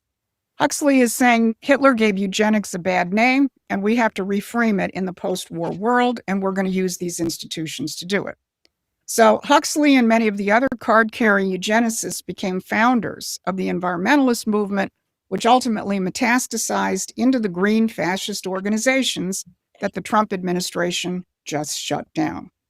So by withdrawing from these 66 organizations and treaties, Trump and his team are stating clearly the U.S. is no longer abiding by your green zero growth policies, your human rights frauds that protect terrorists, and your Malthusian population reduction schemes. But the enemy doesn't just operate out of Davos or the UN. They have tentacles right here in the heartland of America. The chaos we're seeing in Minnesota and in other cities, the attacks on ICE, the rioting, this isn't organic. It's the same spider web. But the media is trying to keep you fixated on every new camera angle of the shooting in Minneapolis. Vice President J.D. Vance addressed the real issue. What that headline leaves out is that that woman is part of a broader left-wing network to attack, to dox, to assault, and to make it impossible for our ICE officers to do their job. If the media wants to tell the truth, they ought to tell the truth that a group of left-wing radicals have been working tirelessly, sometimes using domestic terror techniques to try to make it impossible for the President of the United States to do what the American people elected him to do, which is enforce our immigration laws. Vance is holding the shield, but Treasury Secretary Scott Bessent is drawing the sword. While the media focuses on the street violence, Bessent is looking at the apparatus that funds it. He just announced a full investigation of the fraud surrounding the daycare centers and much, much more. He made clear that the Treasury's enforcement arm, FinCEN, along with the IRS, will be looking at financial institutions and at 501c3s. He's tracking the money that moves from the same globalist foundations that interface with the UN, that used to interface with USID before Trump shut it down, and other institutions. He's looking at how this moves directly into the accounts of domestic groups burning down our cities, and he's putting them all on notice. We track, we follow the money, and we intend to follow it as much as we can, prosecute the individuals no matter where they are, whether they are in the Minnesota government or they are sitting in East Africa. We will find them. Then Bessent made clear that this isn't just about daycare centers, that these are the same methods used by the cartels, and they will be investigated in the same way. We view this crime as very similar to the cartels' money laundering, many of the same approaches, many of the same shell companies. So we will see where it goes out from here. That will be a starting point. And as I said, Minnesota is going to be the protocols, the procedures, and the investigative techniques, as well as the collaboration with other agencies. Minnesota is going to be the genesis for a national rollout. Catch that last comment? This is a national rollout. These are all intertwined networks, the fraud, the cartels, drug money laundering, and the foot soldiers who are rioting and impeding ICE. This is the bottom of the apparatus that goes up through the global banking institutions, the UN, the NGOs, and the WEF. And Donald Trump is taking them on all at once. So let's step back and see what Trump has done in just the first 10 days of 2026. He smashed their offshore money laundering operations in the Caribbean. He's withdrawn from 66 transnational organizations and treaties that have been strangling American sovereignty, some since the UN was founded.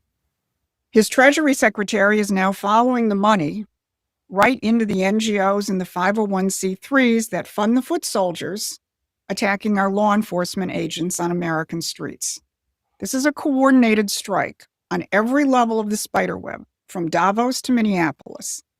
So, sure, the New York Times is screaming that Trump has set himself above international law. Good, because their international law was never law. It was a cage built to keep America trapped inside a system designed by the British Empire and administered by their globalist heirs. A system designed by the British Empire. British Empire is the enemy of every humanity. Repeat that line again. A system designed by the British Empire. Strangling American sovereignty, some since the UN was founded. His Treasury Secretary is now following the money right into the NGOs and the 501c3s that fund the foot soldiers attacking our law enforcement agents on American streets. This is a coordinated strike on every level of the spiderweb, from Davos to Minneapolis. So, sure, the New York Times is screaming that Trump has set himself above international law. Good, because their international law was never law.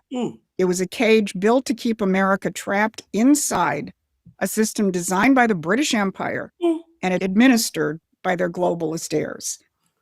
And administered by their globalists, by their globalist system. British Empire is still trying to rule the world, but Donald Trump is the distraction they have. Donald Trump is the only one that can stop them. And that's why you see them hating on Donald Trump. Never law. It was a cage built to keep America trapped inside a system designed by the British Empire and administered by their globalist heirs. Donald Trump is taking a jackhammer to that system.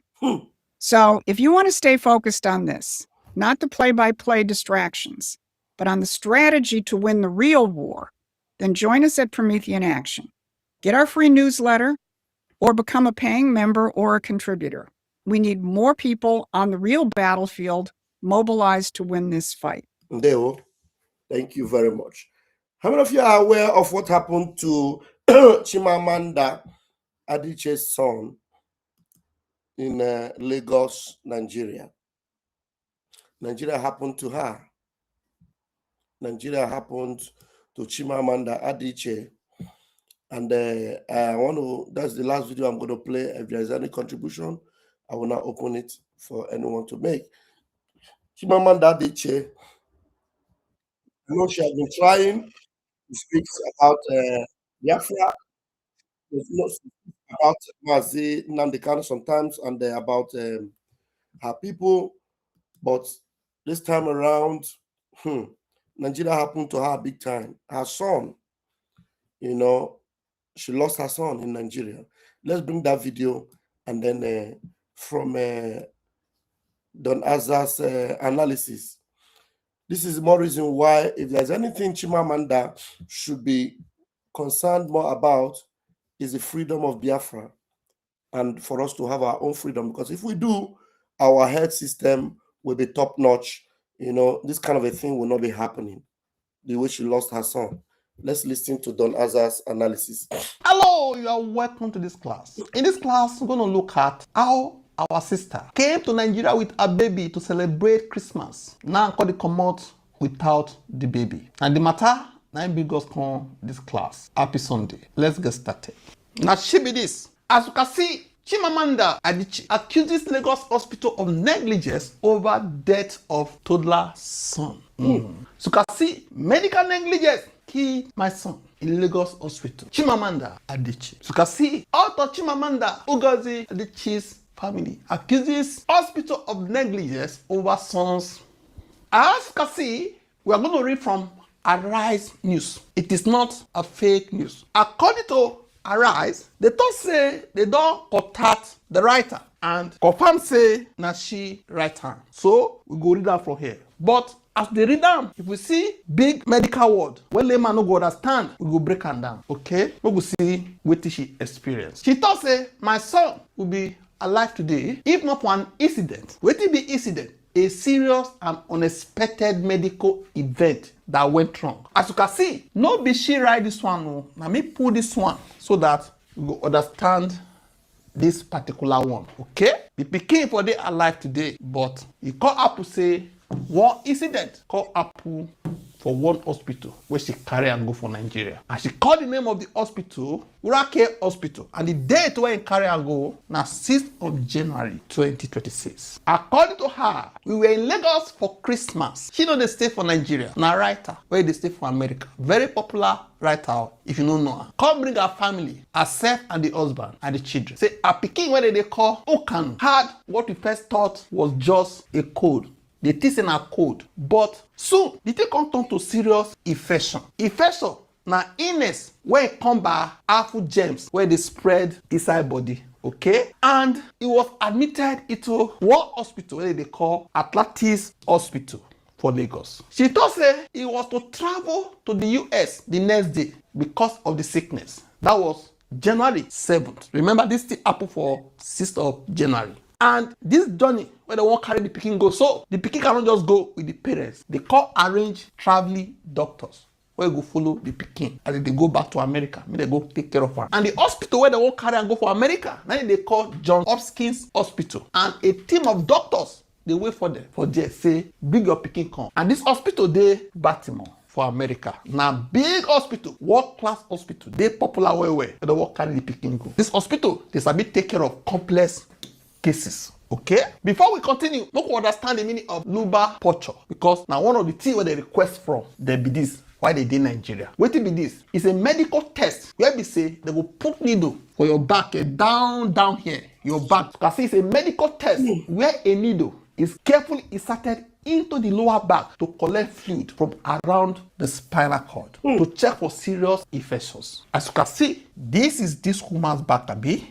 Somewhere here, they go pull the needle to take fluid from your spinal. Imagine the kind of delicate situation when this woman allowing son go undergo for Nigeria. Oh, God have mercy. Oh. Let's continue. Woman's back, abi.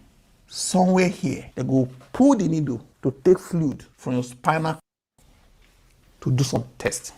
Okay, you can see for this baby somewhere here, lumbar puncture. Another one where they say me they do might be MRI. Now when they use this type of machine, scan person, they fit scan your brain, your organs, and this machine they use magnet to check every part of your body. They fit scan them. So you can see the hospital's team had asked for lumbar puncture and an MRI. Another thing now central line. Now you need to understand. What is the central line? A special tube inserted into a large vein near the neck, somewhere here. They will find one vein where they carry blood. They will put a needle to they give you medicine or medication. Okay? Into a large vein near the neck or chest, used to give strong medicine, fluids, or nutrition directly into the bloodstream. Okay? So you can see this person now. Now here be this abi. They come put this central line. You can see the central line. What they put on for your body like this, they feel they put many things to go through this vein through your body. Okay? The Nigeria team have also decided on their own, the America saying they do this one, decided to put in a central line in preparation for Uka's flight. Say the Peking need this type of thing. So the hospital where they carry Peking go, refer us to this other hospital. This was the first hospital, Atlantis, called referred to Urake, which was said to be the best place to have the procedures done. Now she they talk so, okay. She continued. The morning of the 6th that day, we left Atlantis Hospital for Urake. Ukanu carried in his father's arms. The papa carried him. They go to the other hospital. He thought say we were told he would need to be sedated. What to be sedated? Strong drug where they give person to sleep deeply or to stay still or calm when they do some sensitivities for the person's body to prevent him from moving during the MRI and the central line procedure. This is what they want put for here at the scanning. We need to make sure say whether they do one, the pikin no go shake body, so we go sedate am. Okay. Mama continue said, I was waiting just outside the theater. Theater now where they do operation or procedures. Okay. I saw people. Mama they talk so, including one Dr. M. She no complete the name. Rushing into the theater and immediately knew something had happened. While she was waiting, cause she said, doctor, they run. From there, she knows say something bad don't happen. We know the meaning of this first before we continue. No be she write this one, no. Wetin be propofol is a very strong anesthetic drug that puts patients into deep sleep and can stop breathing if overdose. Say this one na dey take dey sedate people. If they give you this one, you go just dey calm, you go sleep. They fit dey do operation. But if they give you overdose, fit kpai o. Now mo go back to wetin mama write. A short time later, Dr. N came out and told me Kanu had been given too much propofol by the anesthesiologist, the doctor responsible for giving anesthesia and monitoring breathing. Okay.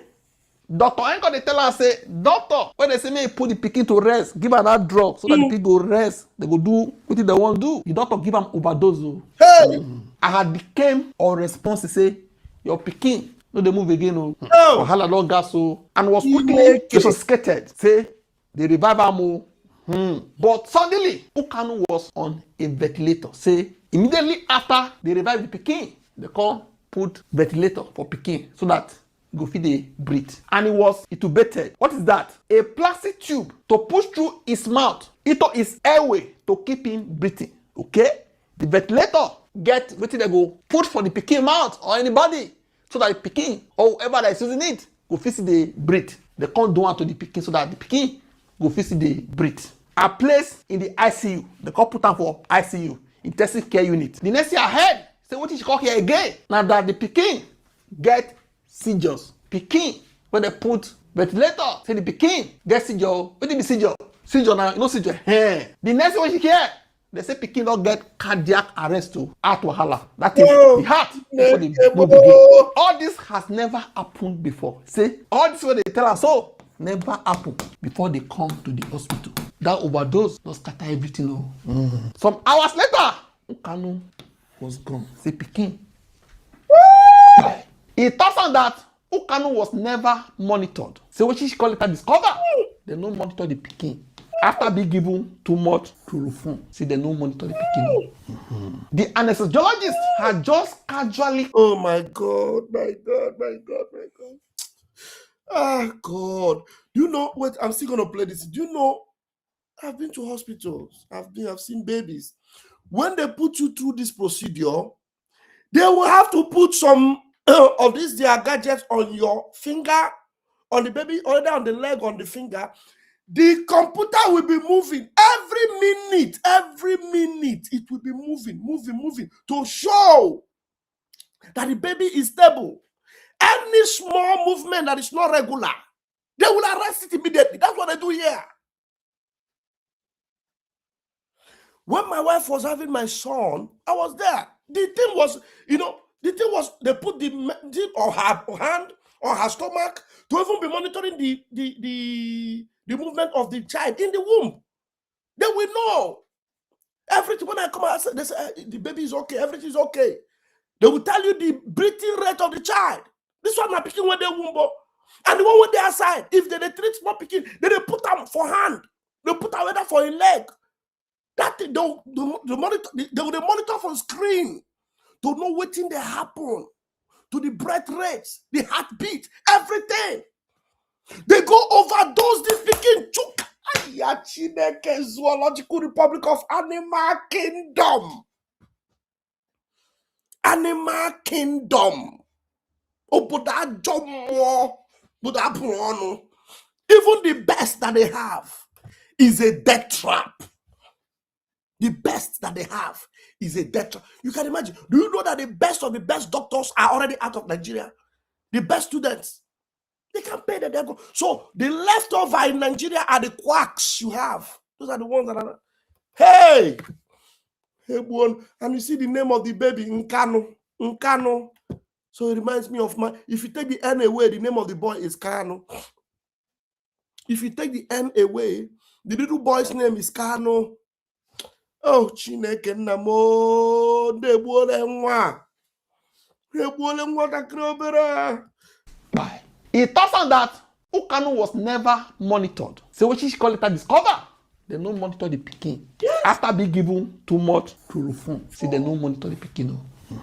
The anesthesiologist had just casually carried Kanu on his shoulder to the theater. Said, when pikin dey wahala like this, now don't say, now don't overdose am. Just carry am casually on your shoulder. They carry am go theater. You know, put up for machine. They run, they go there. You know that emergency environment now. Hey, now the mama they complain so. So nobody knows when exactly Kanu became or responsible. So they don't really know whether now when they leave am for ICU, when pikin dey ventilator, or now when they carry am for here, now pikin dey or responsible. Nobody fit tell. How can you sedate a sick child and neglect to monitor him? After you sedate this baby, you no monitor am. She talks a letter after the central line procedure. The anesthesiologist casually switch off Kanu's oxygen. After they put that central line, the person where they do the work, the doctor, come on baby, oxygen. And again, decided to carry him on his shoulder to the ICU. After you come on the oxygen, you come decide to casually carry the baby on your shoulder to the ICU instead of pushing. So what will now happen during that period of moving the child from that point to the next point without that oxygen? Without that, you see why Nnamdi Kanu told you that is a zoo? Is that not why they call it Animal Kingdom? I don't know why you are surprised. It's Animal Kingdom. All they do there is to unalive people. They don't do any other thing. Like you said, all good doctors and nurses, they are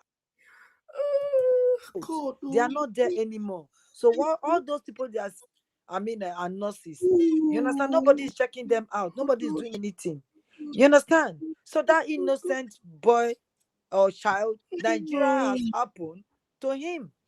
Nigeria has happened to him and the mother. Do you think the mother will want to come to Nigeria again, to that animal kingdom? The answer is no. How can you put baby on your shoulder, a sick child on your shoulder, and be running with it, running with the child? How? You don't get oxygen. The begin they put oxygen for him body. You remove the oxygen. You carry them, they go without the oxygen. Hey, Nigeria is zoological republic of animal kingdom. Let me allow Donaza to finish this thing. Neglect to monitor him. After you sedate this baby, you no monitor him. She talks a letter after the central line procedure. The anesthesiologist casually switch off Kanu's oxygen. After they put that central line, the person where they do the work, the doctor, come on baby, oxygen. And again, decided to carry him on his shoulder to the ICU. After you come on the oxygen, you come decide to casually carry the baby on your shoulder to the ICU instead of pushing the baby with even the ventilator. Yes. They don't say the mama na writer. Yes. She sabi explain. Okay. The anesthesiologist was criminally negligent. It was fatally casual. Fatally casual. They don't say the mama na writer. Was fatally casual. Fatally, not just casual. Fatally casual and careless with the precious life of a child. No proper protocol was followed. We brought in a child who was unwell but stable. The pikin dey sick, but his condition was under control and not life-threatening. Okay? For Nigeria, not sure that they go back to America. We can't hear parents with this. We can't hear parents with this. So, well, they wanted to show that they believe in Nigeria. They wanted to show that they have a big hospital in Nigeria. Hospital where the Nigeria, where una president no they go. Even this best of the best, none of the government officials attend any of those hospitals. Chimamanda, you wanted to you gamble the life of your son in Nigeria. If you were not able to go back to the US, it would have been a different thing altogether. Let me tell you guys a story. My past relationship, my ex marriage, the lady had an accident in Nigeria. Very dangerous accident. She fell inside the gutter and her leg broke. And then there were infections that must have entered her leg. That night, we got to the Naval Hospital in Ojo, the best hospital there. They didn't have lights. They used my phone, the light on my iPhone. Is what if I show you the leg of this woman, you won't believe it. The way in fact, I was one using the torch to show them because that was the best place we could approach. Navy town, where Navy officers, commanders, admirals, they said there was no lights. So they had to use my torchlight to fix the leg that was torn with some infection that must have entered it. I don't know what they did. They did. The next day, the leg was already swollen. You know what I did? I quickly called taxi and bundled it. I said, I'm going back to Italy. They said, no. She cannot travel. She's not safe. I said, me? Leave this one here? Overnight, even mosquito that beat us that night. I said, no way. My ticket, I have to move the next day. If my ticket was not ready, I have to move the next day. We have to change our flight, and quickly I had to call taxi. I called this thing. I bought a clutches for her. We have to travel. When we got to Italy, we went to the best hospital in Torino. Immediately, for you to know how wonderful these Western people are, on the flight, when they saw her, and because we were European residents, when they saw her with the clutch and everything, they had to give us priority with wheelchair from Mauritania Mohammed Airport down to France, because we flew through France. When we got to France to change our flight, they had to give us priority. We did not pass through the checking point because they knew that somebody was not feeling fine. We had to move her. Immediately, they called people, because while we were landing from the flight, they already told them that somebody that is not feeling fine is in the flight, and they had to wait for us. Immediately she came, the wheelchair was already waiting. The electric wheelchair was already waiting. They moved up. We went and then boarded the next flight, and she was comfortably seated in the plane. When we got to Italy, the same thing was waiting for us with flyer. Immediately they were able to locate the hospital that was closer to us, to the airport. We had to move immediately to the hospital there. There they saw her. They said, man, this leg is something else. They look at it, they said, man, we need to move her to the best hospital in Torino.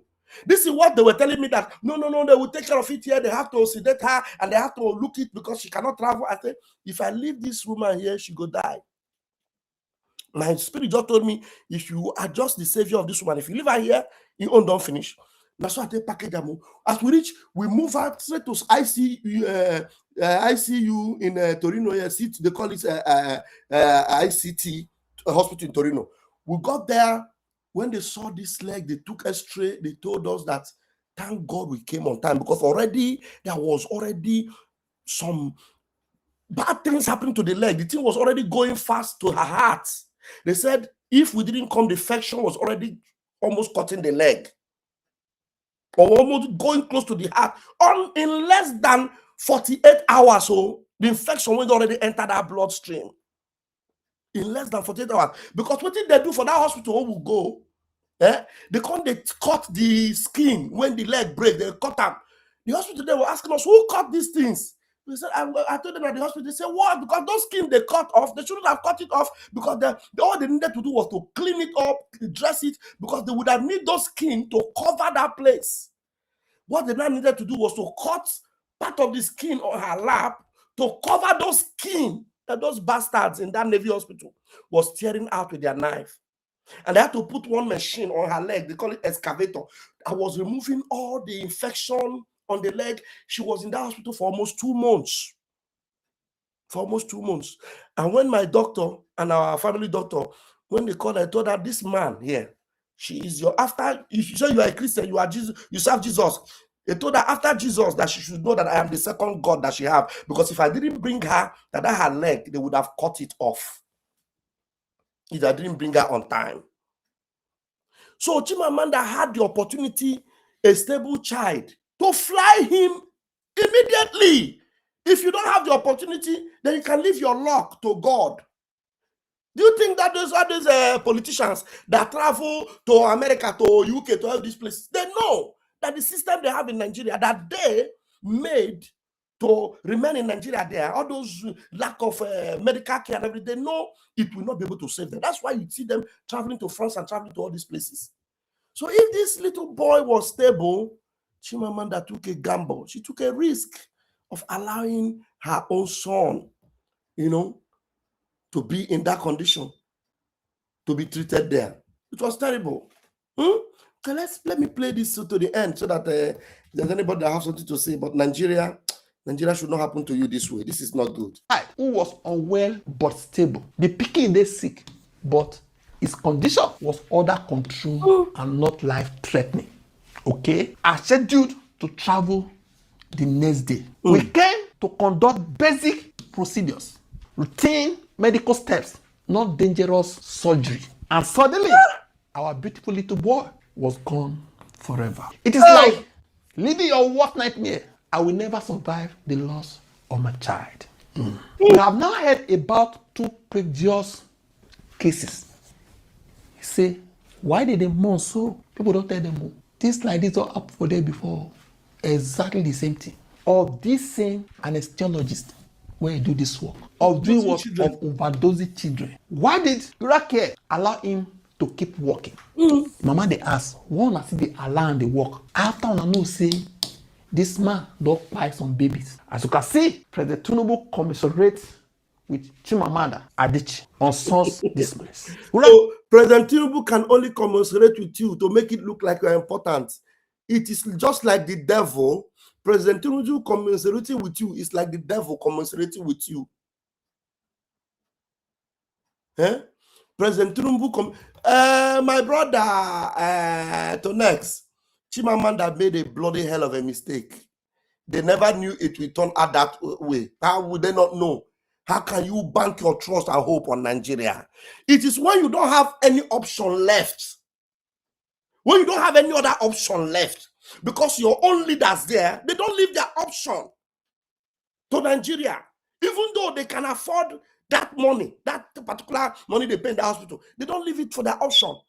Because they know that they have their first option will be to fly. This lady, she's a resident of the United States, and I believe she must have also gotten citizenship of America. So, and if her son was stable, she should have left them to carry out that process, whatever it is. There, your son is stable. Maybe you don't allow them to. You see the procedure they are talking about here, to go into the spinal cord, to take anesthesia on a little child, Nigeria. What it shows is that these people do not hate Nigeria enough. These people do not hate Nigeria enough, because you need to hate the zoo to the point whereby you want to avoid anything that will join you together with Nigeria. Anything that will end the zoo is what you should do, not to patronize zoo. If you have the opportunity of not patronizing zoo, then you do it. The way it will be better for you. How can you say they don't know to end like this? There's nothing that ends well in Nigeria. Nigeria is a death trap. Death trap, I'm telling you. Now, president is commiserating. Will president take himself or his child to that hospital? To keep working. Mama they ask, one as they allow the work. After I know say this man don't buy some babies. As you can see, President Tinubu commiserates with Chimamanda Adichie on sons dismissed. Urake Hospital sympathizes with Chimamanda Adichie. Denies negligence claims in son's death. Okay? Here it says, the hospital has expressed condolence to Chimamanda Adichie's family while disputing allegations of medical negligence surrounding and son. They are denying all these things that Chimamanda wrote. She's not fabricating it. She has written exactly her encounter. It's just like as I told you my own story. If I did not take the steps I took, I swear to my God, with what I encountered in the hospital here in Torino, going back and forth for more than 2 months to take care of my own, that somebody I took to the hospital for more than 2 months. Look, if that case was in Nigeria, she won't survive 1 week. That infection will take her life. I know. I knew how it would happen. I saw the mosquitoes that was eating us in that hospital that night. I saw the way and then I had the opportunity and the option the very next day to move myself out and get to a better place whereby I know that what happened to her is in her leg. I can at least move her. It's not something that, if I don't move her, she will die immediately. And God saved me, I did, because if I didn't do, she would have lost that leg. So you have the option, you take that option. Don't gamble your life in Nigeria. Nigeria is evil. Death. Okay? Here it says, the hospital has expressed condolence to Chimamanda Adichie's family while disputing allegations of medical negligence surrounding and sourced by. You don't say so. What do you think? Drop it in the comment section. Don't forget to like, share, and subscribe to this channel. Thank you. Ndewo. No. Nigeria.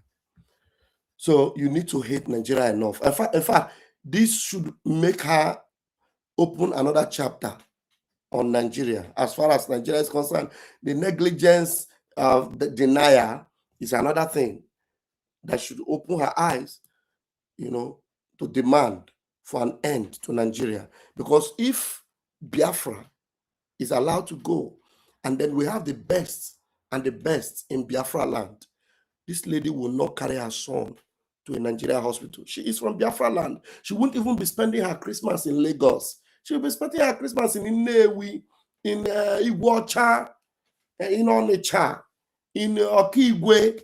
Then we will have very fantastic hospitals where the best healthcare you will get, not in a fabricated Nigeria system. What is, sister, if you have something to say, please, so that I will end this. This is heartbreaking, man. A little boy. Look how they just took. What is, sister, are you there? Your mic is muted in case you wanted to say something. What is, sister? Okay. Maybe you don't sleep. What is, sister? Are you still there? What is, sister? Are you there? Your mic is muted. You have to unmute in case. You have to be sure you want to say something. Otherwise, we'll just greet Biafrans and end it. It's past midnight where I am. What is, sister? Are you there? Okay, what is, sister is not here. Fellow Biafrans, I thank you for joining me tonight, and let's continue to support our leaders, and let's continue to support our Biafra government. Very pathetic, my brother Boniface. Very, very pathetic. Continue to support our leader, Nnamdi Kanu, our Prime Minister, through Biafra Republic government in exile, the BGC, CRC, and all the deceptions we are getting from these compromised individuals. Please, let's avoid it. Let's avoid it. Yeah, we don't need to pretend. We don't need to pretend about Nigeria anymore. Nigeria should be closed down. Nigeria should end for our lives to continue. Nigeria must end for our lives to continue. Thank you very much. Thank you very much, my brother Boniface. I greet you. All right, Biafrans, my holiday is over. I will be resuming work tomorrow. So Dr. Toma will resume again in the morning by the grace of God. So see you guys tomorrow morning. Let me bring us the closing prayers. I'll see you tomorrow morning. Day one.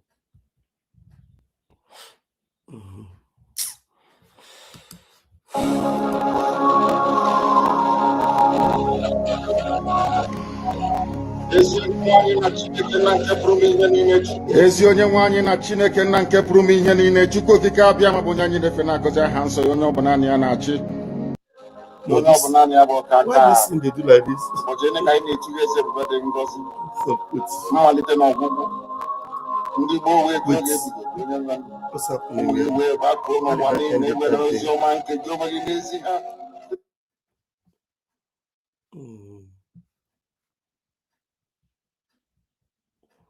The prayer is praying is coming double.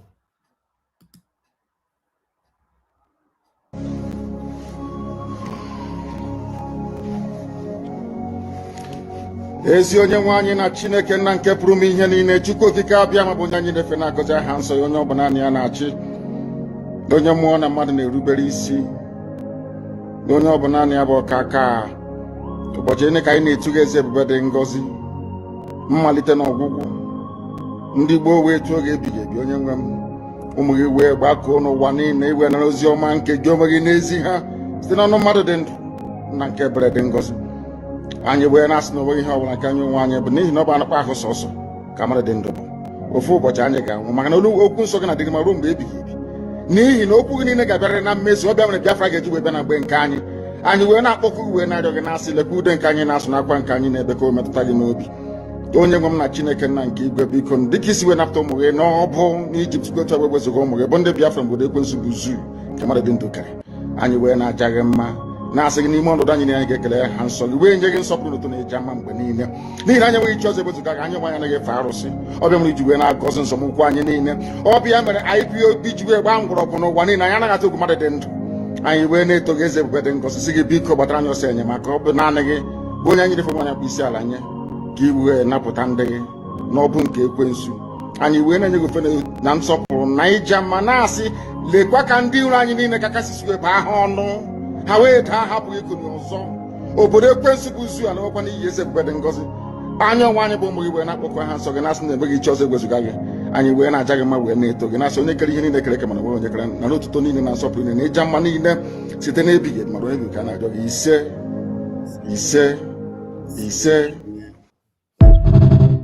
Good night, everyone. Chimamanda Adichie, please accept our condolences. We love you, our sister. Chineke nata mkpụrụ obi nwa gị nwoke na ndokwa. Accept our condolences. And may God use you also, with this pain in your heart, to make sure that you also join us to fight for our freedom. Because all of us united and fighting to end Nigeria, this will not be happening to any one of us again.